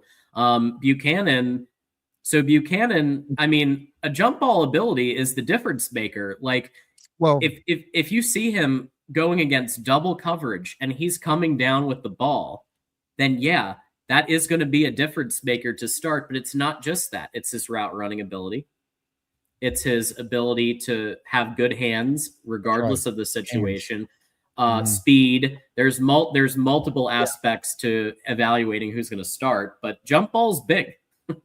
Jeju Buchanan's actually a weapon. And I'm going to tell you, so I was having this conversation with somebody, and we were talking about, okay, we were actually talking about Travis Johnson and the hype that's coming out. And okay, where does Travis Johnson play? Because Travis Johnson's 6'3". Let me confirm that. I believe that's accurate, right? Travis Johnson's 6'3". 6'3" is right. Yeah. Okay, so Jeju Buchanan is also 6'3". Andrew Marsh is what, 6'6" or something like that. Hold on, I'm confirming real quick. But regardless, here's so they have him as 6'2". Michigan has him listed as 6'2". But my point is, here's a beautiful thing about our wide receivers. Because I said, well, Travis Johnson will play the slot, or you can move Jeju Buchanan in the slot, and then Juju, we'll say it, fuck it. He was one of the people I was talking with, and Juju's like, I don't want a 6'2", 6'3" wide receiver in the slot. Now, again, respect to Juju. We all love Juju. I was like, Larry Fitzgerald says, fuck you. You know what I mean? Like Calvin Johnson also played. It does not matter. As long as you have the physical ability to run routes that come from the slot, which all three do. So does Moa. I mean, that's the thing about it. That's another thing that makes this offense is going to be extremely hard to predict. They can play inside. They can play outside. These wide receivers are not role locked. Marsh can go inside, outside. JJ Buchanan can go inside, outside. Travis Johnson can go inside, outside. Celeste Moa can go inside, outside. Jamie French, to be determined on what he can do on the outside. But the point being is, like, it's just a very dominant, strong group. And JJ Buchanan, let me just stress this right now because that's the point of this question. He deserves to be number 2. Like, he's legit. He's legit. He's legit. And I think he's which also says just how legit Andrew Marsh is to be number 1, because he's I think he's going to be on a whole nother plane. I'm so curious because it's a lot of players, and they're going to run a lot. Like, you have 3 players who can run, and this will be an offense that the decision has to be like this, John. If it's not there, you got to tuck it, or you got to hand it off. Like, bro, it's the RPO is about to be nuts. And it's not just about handing off, because they're also going to run the jet sweep touch pass thing where they can bring in like an Andrew Marsh to take that pass and run it. So it's not just about it. Yes, Hyder's going to be on the field a lot. Marshall's going to be on the field a lot. But let's not forget that they can get their wide receivers running with not just throwing the ball to them, but they're going to be running jet passes. They're going to be running screens. They're going to be running lots of things to like get the wide receivers going too. So it's not going to be like the paint by numbers, run, pass, like Dave Portnoy said, run, pass, run, pass. No, this is going to be creative as fuck, guys, especially against Oklahoma. He's going to throw out a lot of different smoke and mirrors, because I think this is fair. I don't think Bryce is going to be ready to be pocket passing it up left and right game 2. I think that's a fair thing to say. I think they're going to need to utilize all of their different personnel to win that game. They're going to need Bryce's legs. They're going to need Hyder. They're going to need Marshall. They're going to need jet passes to Andrew Marsh. And then you mix in a slant to Buchanan. You mix in a tight end option to Zach Marshall. And then you've got a ball game. And then if the defense can hold them back, you've got a plan for victory. Yeah, exactly. I mean, you're right. I mean, the offensive line and the defense, I mean, I don't know, man. I'm excited. I'm ready, man. Elijah says, pure pass catchers. Marsh 6 foot, French 6'1", Moa 6'2", Travis 6'4". Those 4 are all well-rounded, potentially elite wide receivers. And then JJ Buchanan is the goal line. I think Elijah's sleeping on JJ Buchanan. I think you're definitely sleeping. Elijah, are you playing CFB 27 right now? Hey, easy now. Don't need to. Well, no, I'm asking because some people aren't, and I want to know if Elijah's checked out what JJ Buchanan's been doing, because he reminds me of Colston Loveland 2024. So in the first year of the game, Colston Loveland caught everything thrown at him, no matter if it was single coverage, double coverage. It didn't matter. He caught the damn ball every single time. And guess who's doing that in the game? At least when I play as Michigan, it's JJ Buchanan doing that. He can, every time I throw it to him, double coverage, catches it. It's insane. So I do agree. I think Elijah, you're sleeping on Buchanan a little bit there. And nothing wrong with that. You haven't seen him in a Michigan uniform in full go yet. So I get that. But between the 20s, I think JJ Buchanan's going to be a player. I do. Right. I think, bro, I don't know, man. Maybe I might, I'm going to be honest. I'm just getting, I would put money that our offense is going to be good. I'm that like confident right now, but I'm going to be, the camp has not even started. I am very consciously aware I am falling into hype right now. Like, and I am, but it's because like logically I can connect those puzzle pieces. I can see why this offense should be elite, or at least damn good, if not elite, because there's going to be definitely a growing process, a learning curve on the field. Like, you know, they're going to have to find their rhythm, and you know, when it gets live, it gets real. So we're going to find out, but I don't know, man. I think this offense, I think Jay Hill and Witt are going to have this defense humming. And I think this offense is going to be fairly dangerous. I really do. I'm gonna say something here. This is what Bryce needed last year as a true freshman. This is the system exactly to the T that Bryce needed last year. He needed a Coy Detmer Jr. He needed more weapons than just Andrew Marsh coming, and they didn't even start him right away. I know. He needed more. He needed a better O-line coach than Grant Newsom. He needed, these are the things that we just didn't have last year. And it did Bryce a disservice for an entire year. And Bryce still had moments where he looked good and moments where he looked elite, including in the Maryland game that I saw live.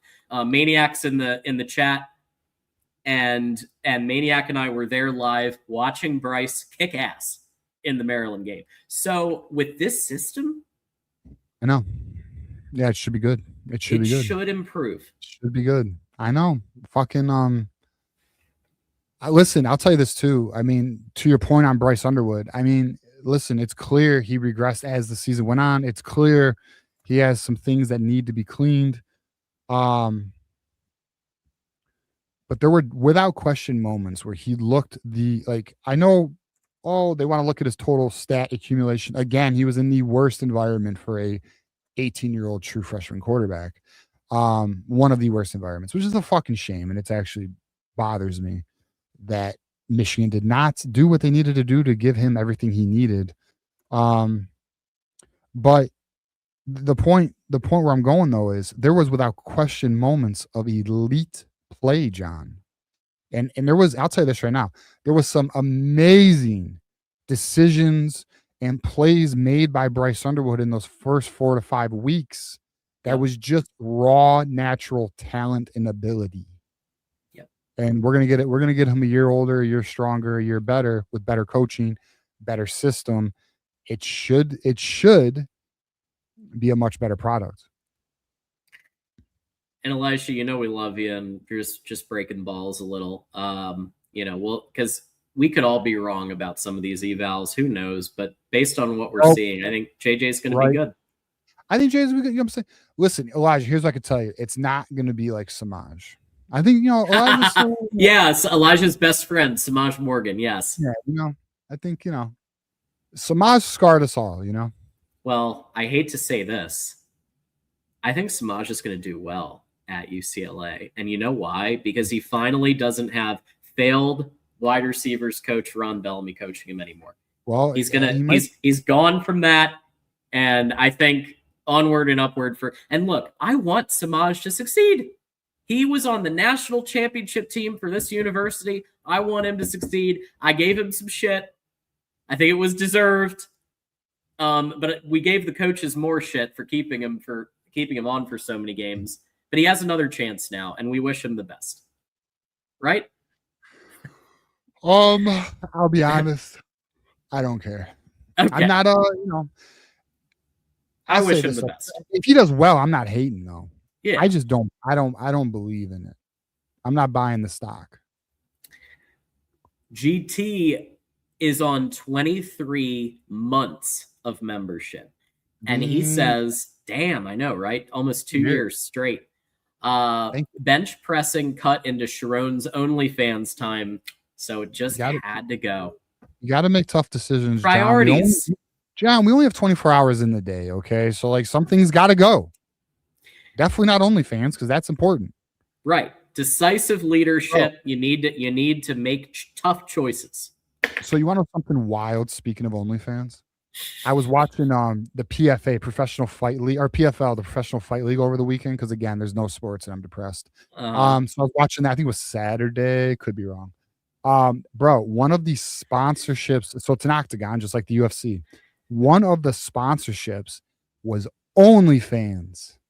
And I was like, imagine seeing a Pornhub sponsorship. Instead, it's an OnlyFans. We're normalizing this shit, bro. Not to get too off topic. Not to get too off topic. Wild, bro. Wild. What a world. What a world. We got OnlyFans. Sharon was still the coach. Maybe we'd be getting one at Michigan. So that's sponsor on the jersey, John. To be honest with you, he'd have the inside scoop there, the inside track. Goats, 14 months of membership, also there. Biggest upgrades: head coach, yes. Strength and conditioning, yes. Offensive line coach, yes. In that order. Cannot wait for week 1. You can tell from all these recent interviews that the culture is there now. Thanks, Kyle Whittingham. I see no lies here. Yeah, I mean, it's yeah, I know. It's why I'm buying. That's why I'm pre-camp. I'm falling for. I got to talk to Johnny about this on Thursday because I am. Yeah. I am. Yeah. Catch us. So catch TJ and this is a great reminder that every Thursday, 8 p.m. Eastern, TJ and Johnny come live and take your calls as a community. So you'll get Johnny's thoughts on all this, and it'll be right after Kyle Whittingham is on the podium. So you'll get to give your immediate reactions to that situation. Yeah, looking forward to it. Should be. Yeah, you're right, John. That's a great. I didn't even think of that all. Right. Thank you, John. Yeah. So we will definitely be talking about Big Ten Media Days and Kyle Whittingham, what he has to say, and what the captains have to say. So Muscle Man is asking a question. We've definitely hit on this one a few times, but any candidates for AD? So so TJ, you mentioned a new name that I hadn't heard up until you mentioned it, but the deputy director for the Big Ten is a name that's being. Yeah, I received a screenshot of I'll say it, of a message board. Diane Dietz. As a name. Yeah, Dietz. So it was TMI. So we'll give a shout out to 247 TMI. It was their message board. That's a name, I guess. I don't know. I know nothing on it though. Like I'm not quite in on that one. We'll see. I don't know what it means. I'll say this. And my instant reaction when I saw that is I just don't know enough about it. I can't draw a true conclusion until I learn more. I really can't. But I don't know. I'm looking for a savage, and I don't know. I just don't. I don't know enough about her. So I want someone who's a fucking dog, who is aggressive and proactive and is a closer. And I don't want some patient. And I'll be honest with you too. This might sound bad. I'll be honest with you. Because I kind of, I got some points in my head. Here we go. All right. I haven't quite put it together yet. I'm concerned that this AD, I don't know. But I'm concerned the revenue sports are not going to be as, again. Oh, I see what you're saying. Because she's a former women's basketball player. And again, I'm not anti-women's basketball at all. No. I'm actually pro-women's basketball. Go Caitlin Clark. Let's go. Yeah, but I mean, even like Michigan women's basketball, Puerto Rico, like we support, and sure. But like I am. Listen, this is where I am a little cutthroat, and I'm not trying to offend anybody, but like, quite frankly, some of these non-revenue sports, like, and I know we have some non-revenue sport parents who watch the show. So I do apologize, but like, quite frankly, like I am concerned about football, basketball, hockey. Yep. It's just where my mind is, and I'm not fucking worried about, and I mean this respectfully. Maybe baseball. Maybe baseball. No, I am not baseball, and I'll tell you why. The university showed they don't give a fuck. So if the university shows they don't give a fuck, and they did show that, they do not care about baseball. They do not want to compete to win a national championship. They do not want to put the resources where it needs to be to win a national championship in baseball. This was proven with Backage, and they even said themselves they cannot give $1 million contract to a baseball coach at Michigan per Sam Webb. And that is because Michigan does not want to do what it needs to do to be a national champion in baseball. And you know what? Fine. So then I am not personally invested in Michigan baseball. I mean, don't be wrong. I'm not rooting against them. You know what I mean? But like, listen, football, basketball, men and women's, and hockey. That's where I'm at. Now, I'm not, again, this doesn't mean I'm anti-wrestling. This doesn't mean I'm anti-gymnastics or anything like that. Cause like, good do you, but, sure. But John, I do not need resources wasted on things. Again, I mean this respectfully, because resources are not infinite; they're finite. So I'm concerned the focus will be more spread instead of focused. I want someone who has proven recently that they have proactively done something to keep an elite basketball or football coach. That's right. Give me someone. That's why we're talking about the UConn AD, why we're talking about the Indiana AD, why we're talking about these ADs, the Arizona AD, because they all just showed in like literally the last year or couple of years that they are willing to keep their national champion coaches. In some cases, hadn't even won the Natty yet. In the case of Sig, but they locked him down 3 months before the Natty. That's proactive. Mm-hmm. That's what we need. We need here. Yeah, I mean, yeah, listen, I know people are like, oh, well, you can't force someone to sign a contract. Your probability of getting a contract signed is higher with others than it is with some. Okay? The probability of achieving, listen, there's a reason why corporations, there's a reason why companies literally poach certain individuals from other companies because they are good at what they do. We need one of those at AD. We need somebody who is a closer, who is proactive and is aggressive and fully understands the college landscape. And is not a mob boss. I think that's very clear. We don't want a mob boss. We don't need that. We just had one. We just need someone who is, I mean, I kind of want to say like Santa Ono but an athletic director. And I know that's going to rub people the wrong way because they don't like Santa Ono, the individual. I'm simply talking Santa Ono, the fan of sport.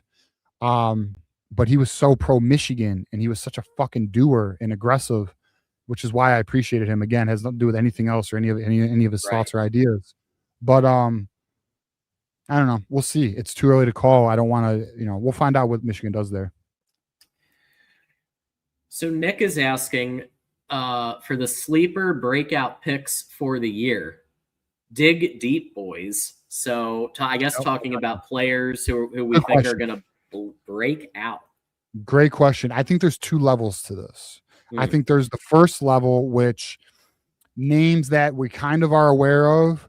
And then I think there is an additional level, like, because he says sleeper breakout. Like, I think there's some players that people are not thinking about who could be impact players. But I also think there are some players, which I will name, that are really not on the radar that might be better than people realize. But John, if you want to go first, I'll go after, whatever. Yeah. I think we just need to talk. Like, are we just talking about players that are currently not named 1A on the, like, because we could say Savion Hyder then, because technically he's not 1A. No, but it has to be a sleeper, right? So someone who we know what Hyder, like, and I think 1A could be a thing. And I'll give you two, because I have two that are 1A that I think, well, we talked about it. Like, I'll give Chase Taylor. I think Chase Taylor is being slept on. I don't think people realize he's legit. Now, granted, he's not played a lot of reps on the field, so don't be wrong. It's not a guarantee. This isn't a lock, but just the reason I'm convinced is simply because, like, I knew from the moment I watched his film that this player is better than his ranking, and I knew that, and I communicated that.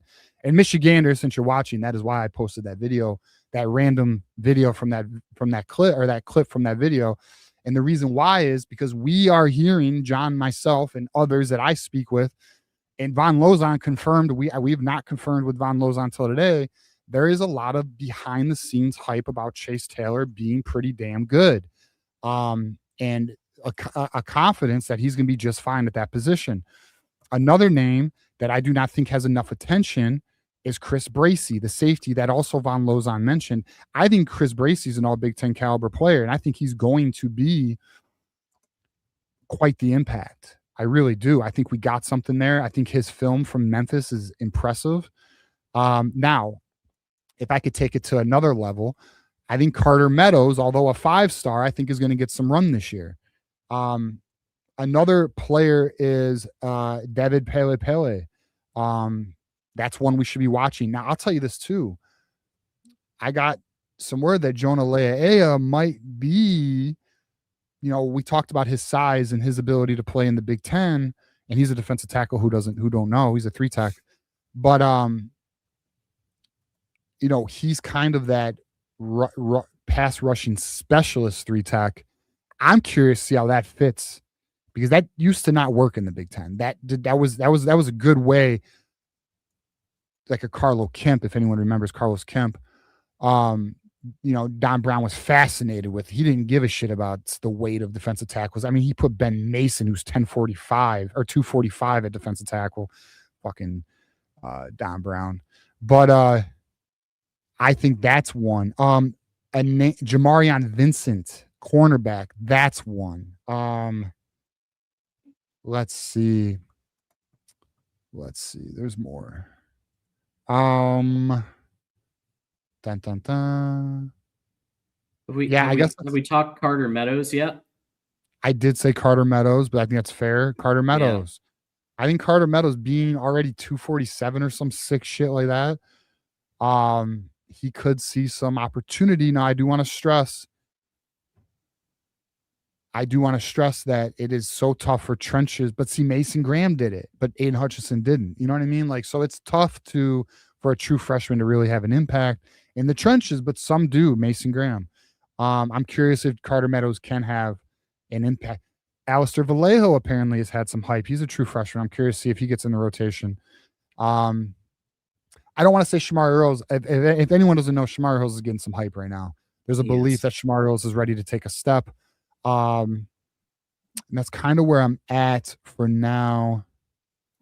Is there anyone else? I'm going to throw Kudsdal in the mix. And here's why. Why. Yeah. I think that I think even on air, Coach Alford told us that Kudsdal is operating as a starter mentality.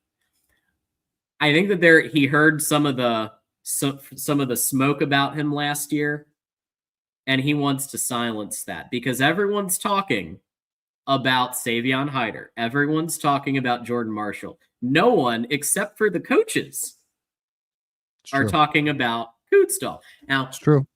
If no one was talking about Kudsdal, that'd be different, but it's no one except the coaches. Why would Kudsdal, who could start at maybe at least a couple dozen programs, I think you could argue that he would be the starting running back at somewhere like, I don't know, Western State, Michigan. Western Michigan. Yeah, maybe. I don't know. I'm not as familiar with Michigan State's. I am aware of him, but I don't recall him that great.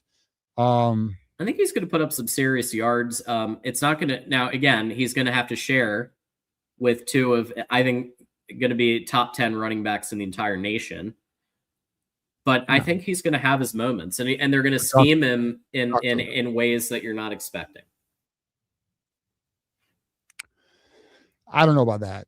Ways we're not expecting. I'm not sure. I mean, I think he'll get some rotation. And just so you know, my battery just went on me a little bit. I may get kicked out here.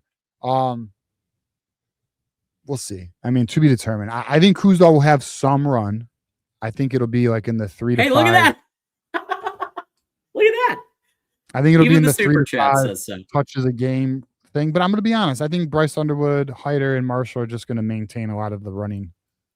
But Kudsdal, listen, if we have a big league, Kuzdal's coming in. Yeah.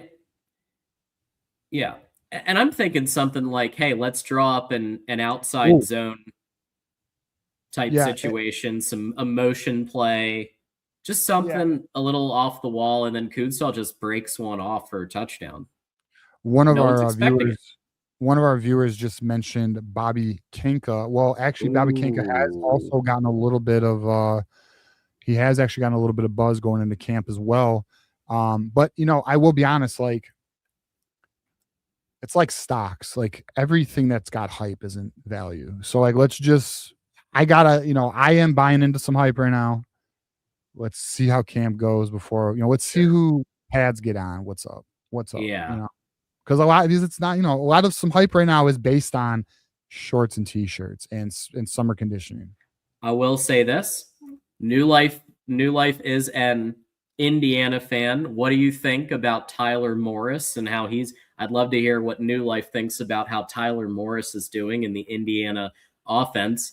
But we do appreciate always the other fan bases stopping by Michigan Wolverines Live. Let's keep rolling on super chats. I think TJ is working on his battery.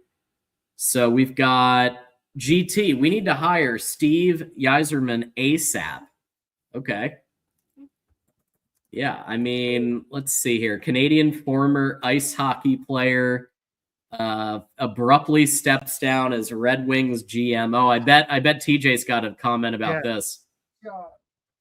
I do. He's definitely kidding because Steve Yzerman just wasted 7 years of my fucking life. It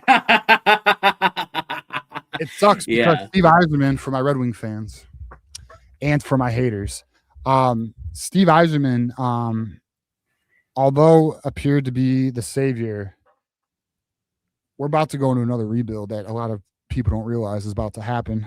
So no, fuck that. But thank you, GT. We appreciate $2 super chat. Nick says, if I come to a game, who's going to light up with me? I got you. When are you going? Yeah, fuck, Nick. I mean, like, when did John, didn't we kind of talk about going to a game? I was thinking UCLA in November. Is there not a better one? Can we not go to a better game? I think that's what I just picked. I'm going to pick one where the tickets aren't that bad and flights aren't going to be that bad and it's not a busy weekend. I will figure it out. I mean, you're closer. You could go to like MSU or any of those games. MSU, John, I don't want to see a massacre. I have respect. Okay, I don't want to. I listen. You don't want to see Sparty get whooped again. It's fun. It's fun. People die, John. You know what I mean? I'm a human. I got a soul. All right. But listen, they're dead.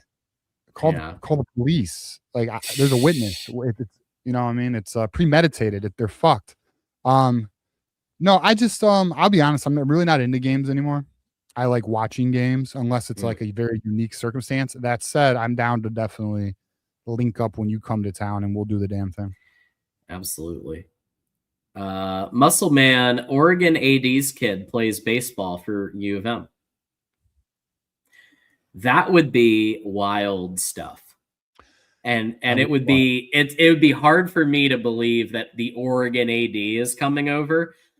If we get the Oregon AD, we're going to have an emergency champagne popping show that I had promised to do champagne popping for Ward, but the news dropped when we were on our way. I was on my way to a conference basically, and I had to thatch together a show real quick. But I'll tell you what, we're going to do a champagne popping. We had Oregon's AD to come to Michigan because that would be incredible. Would wish it. Don't see it happening considering Phil Knight is essentially funding them until he passes. So, and even after he passes by, Oregon fans will tell you that. So, yeah, we'll see. Hopefully whoever Michigan gets is definitely legit. But thank you for 14 months of membership. That's pretty dope, Muscle Man. And then, hey, GT's back with a $5. ND's sponsor is the 4th team on their schedule this year, and we're checking the tape on this. And it's St. Jude's Children's Hospital. That's right, folks. So yeah, that's the 4th team, and listen, I think that's a noble cause. Yeah, I mean, Notre Dame, and listen, they got to get ready for the playoffs, John. So they're scheduling the tough opponents. Yep. And NBC paying $70 million to watch Notre Dame massacre Navy and Stanford again. It's so exciting. Shout out to my buddy though, Will ND, if he's watching. He's cool. We were just chilling. We went to a concert a little bit ago, and we saw each other, so that was cool. Here we go. Here we go. I got something on this. Captain, 20 months when your donors are Les Wexner and Jeffrey Epstein and they get caught, you resort to jersey sponsorships. You want a fun little rabbit hole to go down? Yeah. Look at the connection between JP Morgan Chase and Wexner and Epstein. They're actually all tied in together. So it's quite peculiar. And we don't got to go down this road because it's so messy. The football program is the Lex Wexner Football Complex. Okay. And now their sponsor is Chase, who look into that. Shady, John. And they're fucking worried about us. What is it? What the fuck's that kid's name who got caught? Ute or some shit? Alex Ute or whatever. Bitch, you got Lex Wexner on your building. Shut the fuck up. I swear to goodness, bro. Swear to goodness. Interesting. Chase is huge in Columbus. I mean, it would make sense, and also would make sense why there's ties. And there are. Yeah. I get it. Let's just say they may or may not have handled some financing. Allegedly. Michigander, shout out to your little cousin. Obviously didn't realize that. And thoughts and prayers to little cousin at St. Jude fighting leukemia. Yeah. Obviously, that's a legitimate, seriously thing. We mean no harm. Yeah, man. We'll say we do try to make light of hard topics at times. So apologies if anyone was bothered by that, but we're just having some fun. We're just having some fun. It's all love here.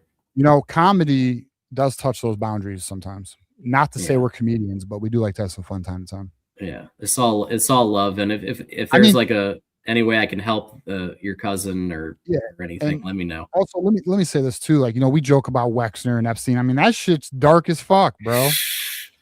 Yeah. You know? Yeah.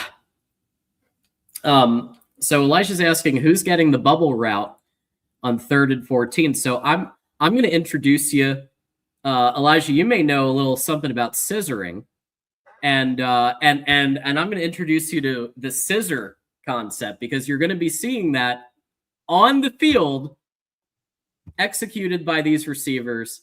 That's the type of route you're going to see on 3rd and 14, like an H scissors concept or double posts or verts or all go, or like they are going to try and like in that situation, I do expect that they're going to try to get Bryce some long balls that way. So he's talking about the Samaj Morgan special. Yeah, I know. It ain't happening this year. If someone were to get a 3rd and 14 bubble route, Celestimo. Yeah. That'd be my pick. Let's hope that doesn't happen. We have fun here. Austin, Austin offered to take you to Oklahoma. Brother, well, listen, I know. So Austin, shout out to my boy because he is Austin. I'm not gonna lie to you, my guy, bro. And I know we discussed the Oklahoma game. Was not sure you were looking to take me to Oklahoma, but listen, bro, I'm down. We can figure it out. The only thing that sucks, and as we discussed, Austin, is you already have your tickets, man. I'd love to, like, if we were all going together, I'd been more down, but like, you know, listen, I won't. How about this? It's not off the table. Let's put it that way, so we can still talk about it. Shout out to my boy though. And actually, bro, I got some. Me and you got talk. We got some shit to talk about. So Bo Jiden, you are 100% right. Intrinsic is obsessed with me and literally posts these. Loves my clips and posts them all over Twitter. So I know Intrinsic is listening, and listen away and clip away. It just helps our channel. So go ahead, have fun with it. Yeah. Well, you know what? I want to say something. Okay.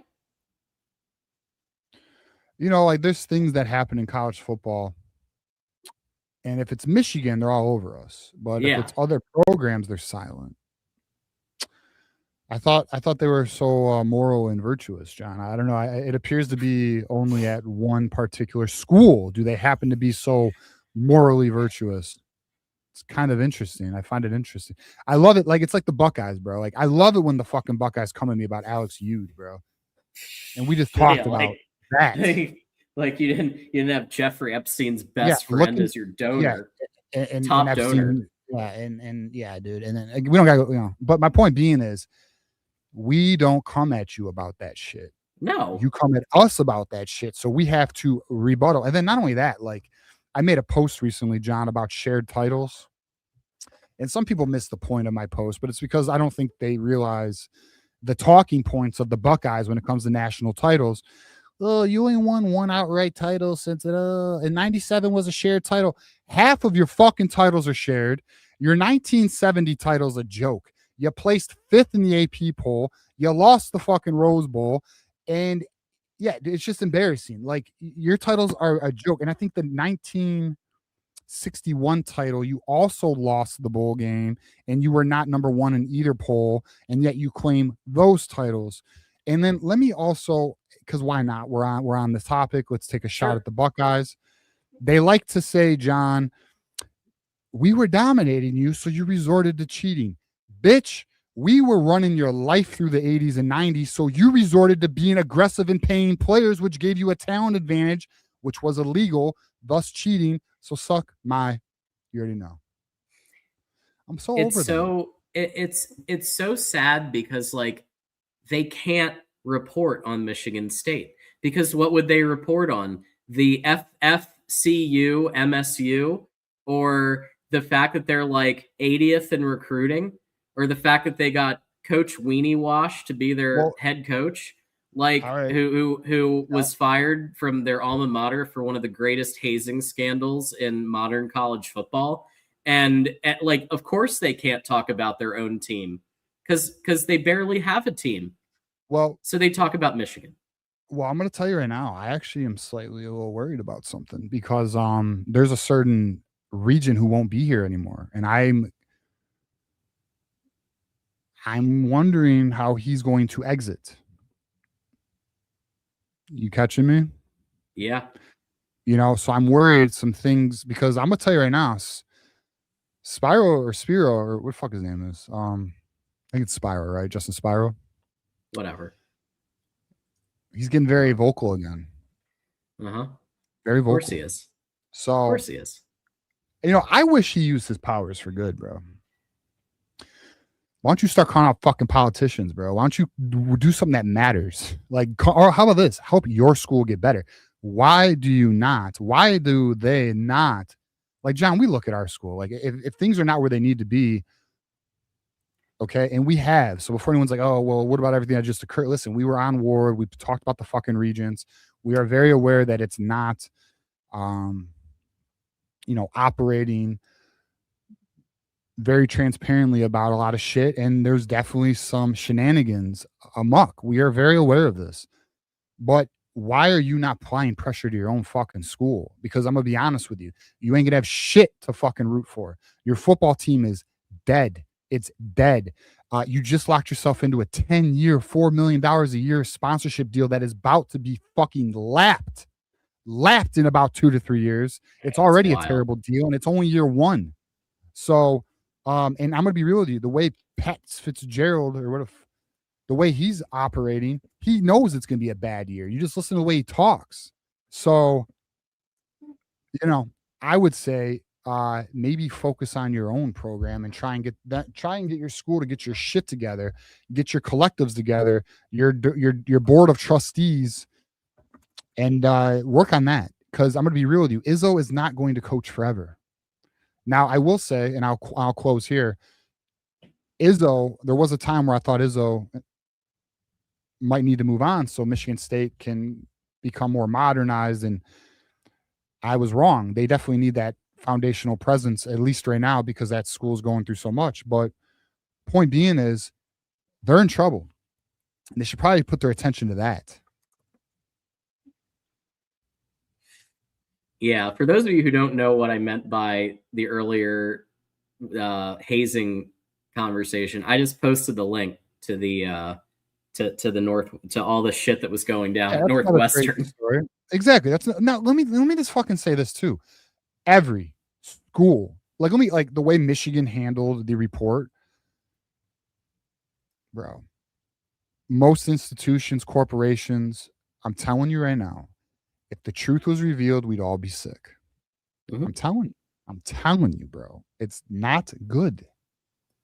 Like, they're all playing dirty. There's a lot of shit, like, there's a lot of shit that that is occurring that is not what most would find acceptable, but it's occurring. And then when it gets uncovered, you get the PR spins. And that's a lot of things, man. Yeah, for sure. So before we didn't as touch on the Big Ten media days as much as I was thinking, but I will just mention one thing, and that's partly because we had like an hour of straight up contributions from the generosity of our community. So we love you all for that. I will just mention Bryce Underwood is going to be the first quarterback at Big Ten media days since, do you remember who the last one was? Oh, wait. So Bryce is the first. Bryce is the first quarterback to attend Michigan's media days since JJ McCarthy. Check down Cade McNamara in 2022. JJ never went. What? Yeah. And check down Cade was the last one since pre-2015. So, wow. So Bryce Underwood, it's rare that they bring the quarterback because they usually brought seniors. Well, damn, Whittingham tossed that out. It's that wasn't what he used as the criteria. So I'm very curious how Bryce is going to be on Thursday. I'm very positive. I'll tell you right now, there's going to be a clip that the Buckeyes are going to run with because they're already doing that shit. But we'll see how it goes. Should be fun. I'm looking forward to it. Absolutely. If you is there a update? Yeah, so what's funny is I just got a text. I don't know how related this is. So I literally just got this text and it says, so before looking at whatever Bryce said, it says Jordan Marshall said Rod Moore is back. Everyone is basically saying he's 100%. So let's just see what Bryce Merritt said. Oh shit, this is the Jordan Marshall thing. Okay. All right, so Jordan Marshall is the quote is he's back. I walked into the weight room today with him to lift after we got done running, and he says this is the best I ever felt. Goddamn, best I ever felt. It's over. It's over, bro. I'm telling you. If Babs is back, John Henry Daly's back, Rod Moore's back. That defense, although Babalow is an offensive lineman, that defense has a cornerstone player at almost every level. Linebacker, you know, hopefully the boys are stepping up. But yeah, it's that's good, dude. It's good. It's good to hear if Rod Moore is indeed back. The ceiling for the defense has risen for sure. Yeah. So I haven't seen Michigan Recruit 5 here. I don't know if this was just like an advertisement for the Michigan Insider or what was going on there. I did get rid of that one. I mean, I don't mind people mentioning competitors, but when you start saying I just signed up to it, like, all right, you know, let's maybe tone it down a little bit there. But okay. Yeah, but no, I mean, we look at everywhere anyway. Like we look at all the sites, like we do, but this is our show, so we can, but anyway, so that's really encouraging that Rod Moore, all signs point to being healthy and all signs point to being good. Yeah, no, it's fucking huge, man. I don't know if it was posted on social media or not.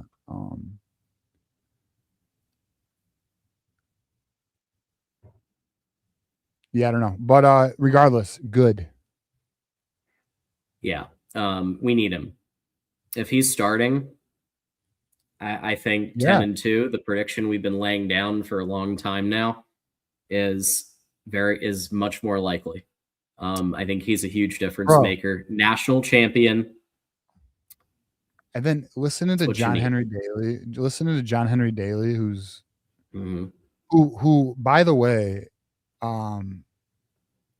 is he the leading? What was shit? I could be so wrong on this stat. I think he has the most sacks coming into the year out of anyone in college last year. Mm. And he's definitely the highest ranked defensive end returning this year. I know that. So if he can be like 85% of that guy, and then by the end of the year, closer to 100, that's huge. Yeah. So, I mean, just like I don't know if you have, and this will be the last thing I mention about it, but if you do have a question that you would like to ask Kyle Whittingham if you were there, but I would, I'm curious about things like, how different is the Big Ten? Do you think the Big Ten is going to be for you from the Pac and from the Big 12? How do you think Jason Beck and his system is going to translate to this level of football? Things like that, like things that basically are, we get it, you're experienced, and like there's no doubt you have the pedigree. Do you think it translates to Michigan? Like something that kind of plays on that thread a little bit is what I'm curious about. Because I feel like a lot of the intel we're gonna know because we cover this stuff and we follow it. So I don't know how many new nuggets are gonna come out, but we'll see. Yeah, we'll see. I mean, listen, I'll tell you this. I think. Well, I'll say this: in spring ball, there was a lot of info, more than I anticipated, because the word was Utah fans that Kyle Whittingham really, but I think nobody does it like Harbaugh. So I think, I agree with you. Camp is where we're gonna get the intel. Yeah, sure. Once they get on and the pads are popping. Yeah, I'm saying it's gonna leak. I'm gonna say this too. I don't know what it is, but there just seems to be more information. And it's coming from a lot of areas. It's actually interesting. I've noticed that in the Whittingham. I'm getting more stuff from just random places as well, like just group chats, or it's kind of crazy. And I don't mean let me just stress this, they're nuggets. It's nothing it's just like nuggets. Like you get little things like, oh, whatever, or the occasional parent will come at you, Yeah, that always. I mean that happens. It's part of the deal. Mm-hmm. It's part of doing this work is that, we get parents and players and coaches and all kinds of people in the program watching. Sometimes we say something that might be a little contrary to the opinions inside, and we might hear about it. And that's part of doing this work is we're going to have strong opinions. And sometimes that's just part of the deal. And, but it's cool that we can have strong opinions and still have good relationships with people in the program. I think that's a nice thing that we get to enjoy that other places don't feel like they have the same freedom to just speak their mind. So it's cool. Yeah. So live right. Oh, we have another super chat. Oh. Right. Okay. Oh, Kentucky. I was just in Kentucky a couple of months ago in Louisville. $5 super chat. If Dusty didn't leave, which sport wins the Natty first? Basketball or hockey? Like the next one after the one that Dusty just won. I would pick basketball again. I'd pick Dusty to go back to back if he came back. Trick question, because if Dusty didn't leave, we would definitely, I'm going to call it now, we would have 2 national champions guaranteed. Basketball would have repeated, and hockey is getting one this year. I'm telling you right now, hockey, this is a natty or bust year. The team is loaded. It's probably it's possibly the most loaded it's ever been. And by the schedule, I believe the hockey championship is before the basketball championship. So thus the hockey team would have the natty first. Trick question. Here we go. So as a reminder, live right now, our friend, the founder and owner of our network, Mark Rogers, is live with his own Big Ten Media Days discussion on the College Football Show. Yours truly hosts that show once in a while. Maybe again soon. He usually once every other week or so I get a ping. So I might be back on at some point soon, but check it out. It's live right now. And don't forget that this Thursday at 8 p.m. Eastern, TJ and Johnny Olden Jr. are going to be back with another call-in show. Very exciting. Love watching it. I love the show because I get to kick back and watch those two go take calls and hang out and chat as opposed to being on here. So I enjoy doing that. And so we'll do that Thursday at 8 p.m. Eastern. Look out for the members only next show. I still need to figure out what the time is going to be on that, but I'll have it figured out in the next day or two. I want to do another one in the next few days. So we'll figure that out. Yeah. TJ, any thoughts on this Thursday? I mean, it will be right after Big Ten Media Days, after Kyle goes live. Yeah, no, definitely going down. We're here for it. We're definitely going to talk about it. Looking forward to it. And football season it's here. Media Days is the beginning to this. Bro, Michigander. Yes, we fucking are. Knock it off. Michigan. All right, Michigander. $25. Let's put $25 on. Oh shit. I think we're winning the Natty. I really do. If we don't win the national championship this year, then we're never winning. Close the program because, dude, we have like 13 guys who've been drafted 3rd round or higher on the fucking roster. We have the number 1 overall pick on the roster. We actually have a legitimate good ass goalie. We have a very good coach who, honestly, and now this sucks, if he wins a Natty, he might get poached to the NHL. Formerly a part of the Red Wings organization and player development, Brandon Naurato. I'm telling you, this is going to be a fucking stupid good team. Like, I'm talking, guys, we are getting CHL players. It's a new era. That's all right. So to Michigander's point, we were losing in the past because we were talented but young, because we were getting players drafted high.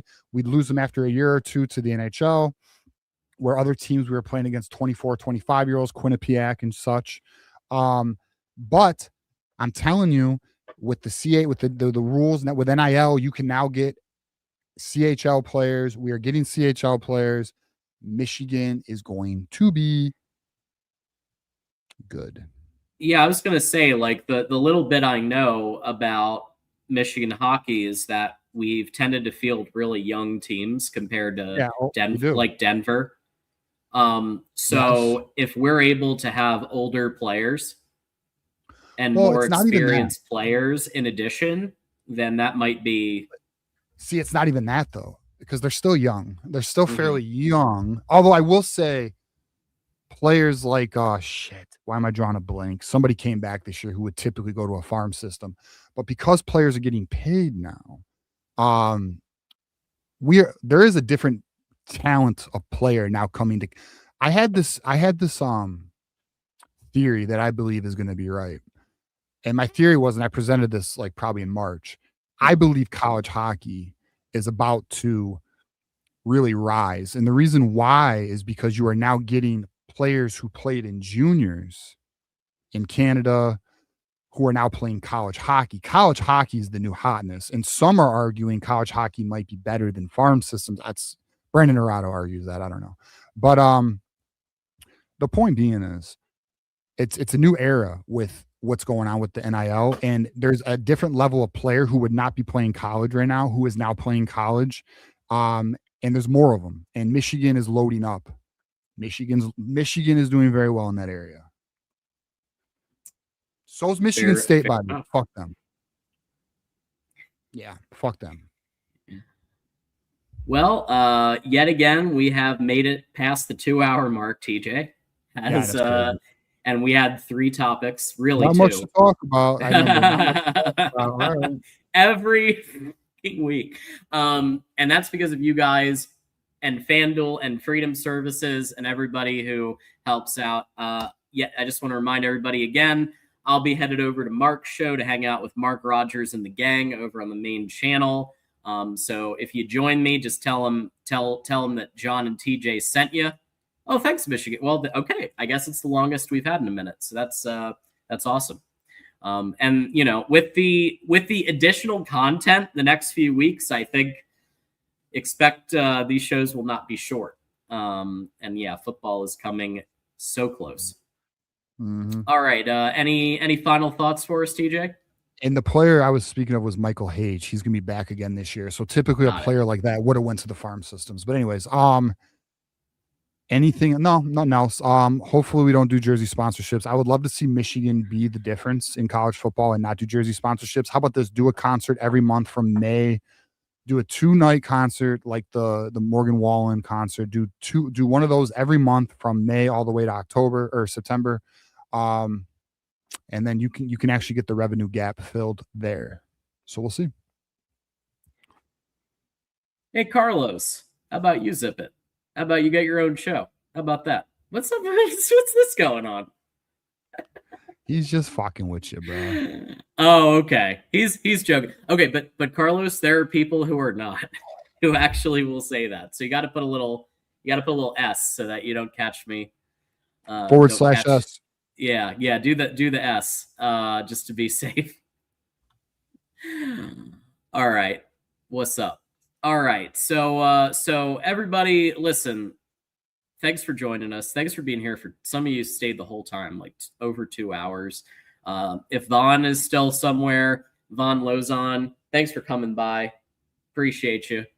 Who really helped us out at the beginning of the show there, giving his takes. If you missed it, the first 30 minutes was really, really interesting about Ward and all that stuff. And then we did Big Ten Media Days and season outlook. So check it all out. We'll get some clips out too. See you Thursday night. Until next time, it's always go blue and fuck Ohio. That's right.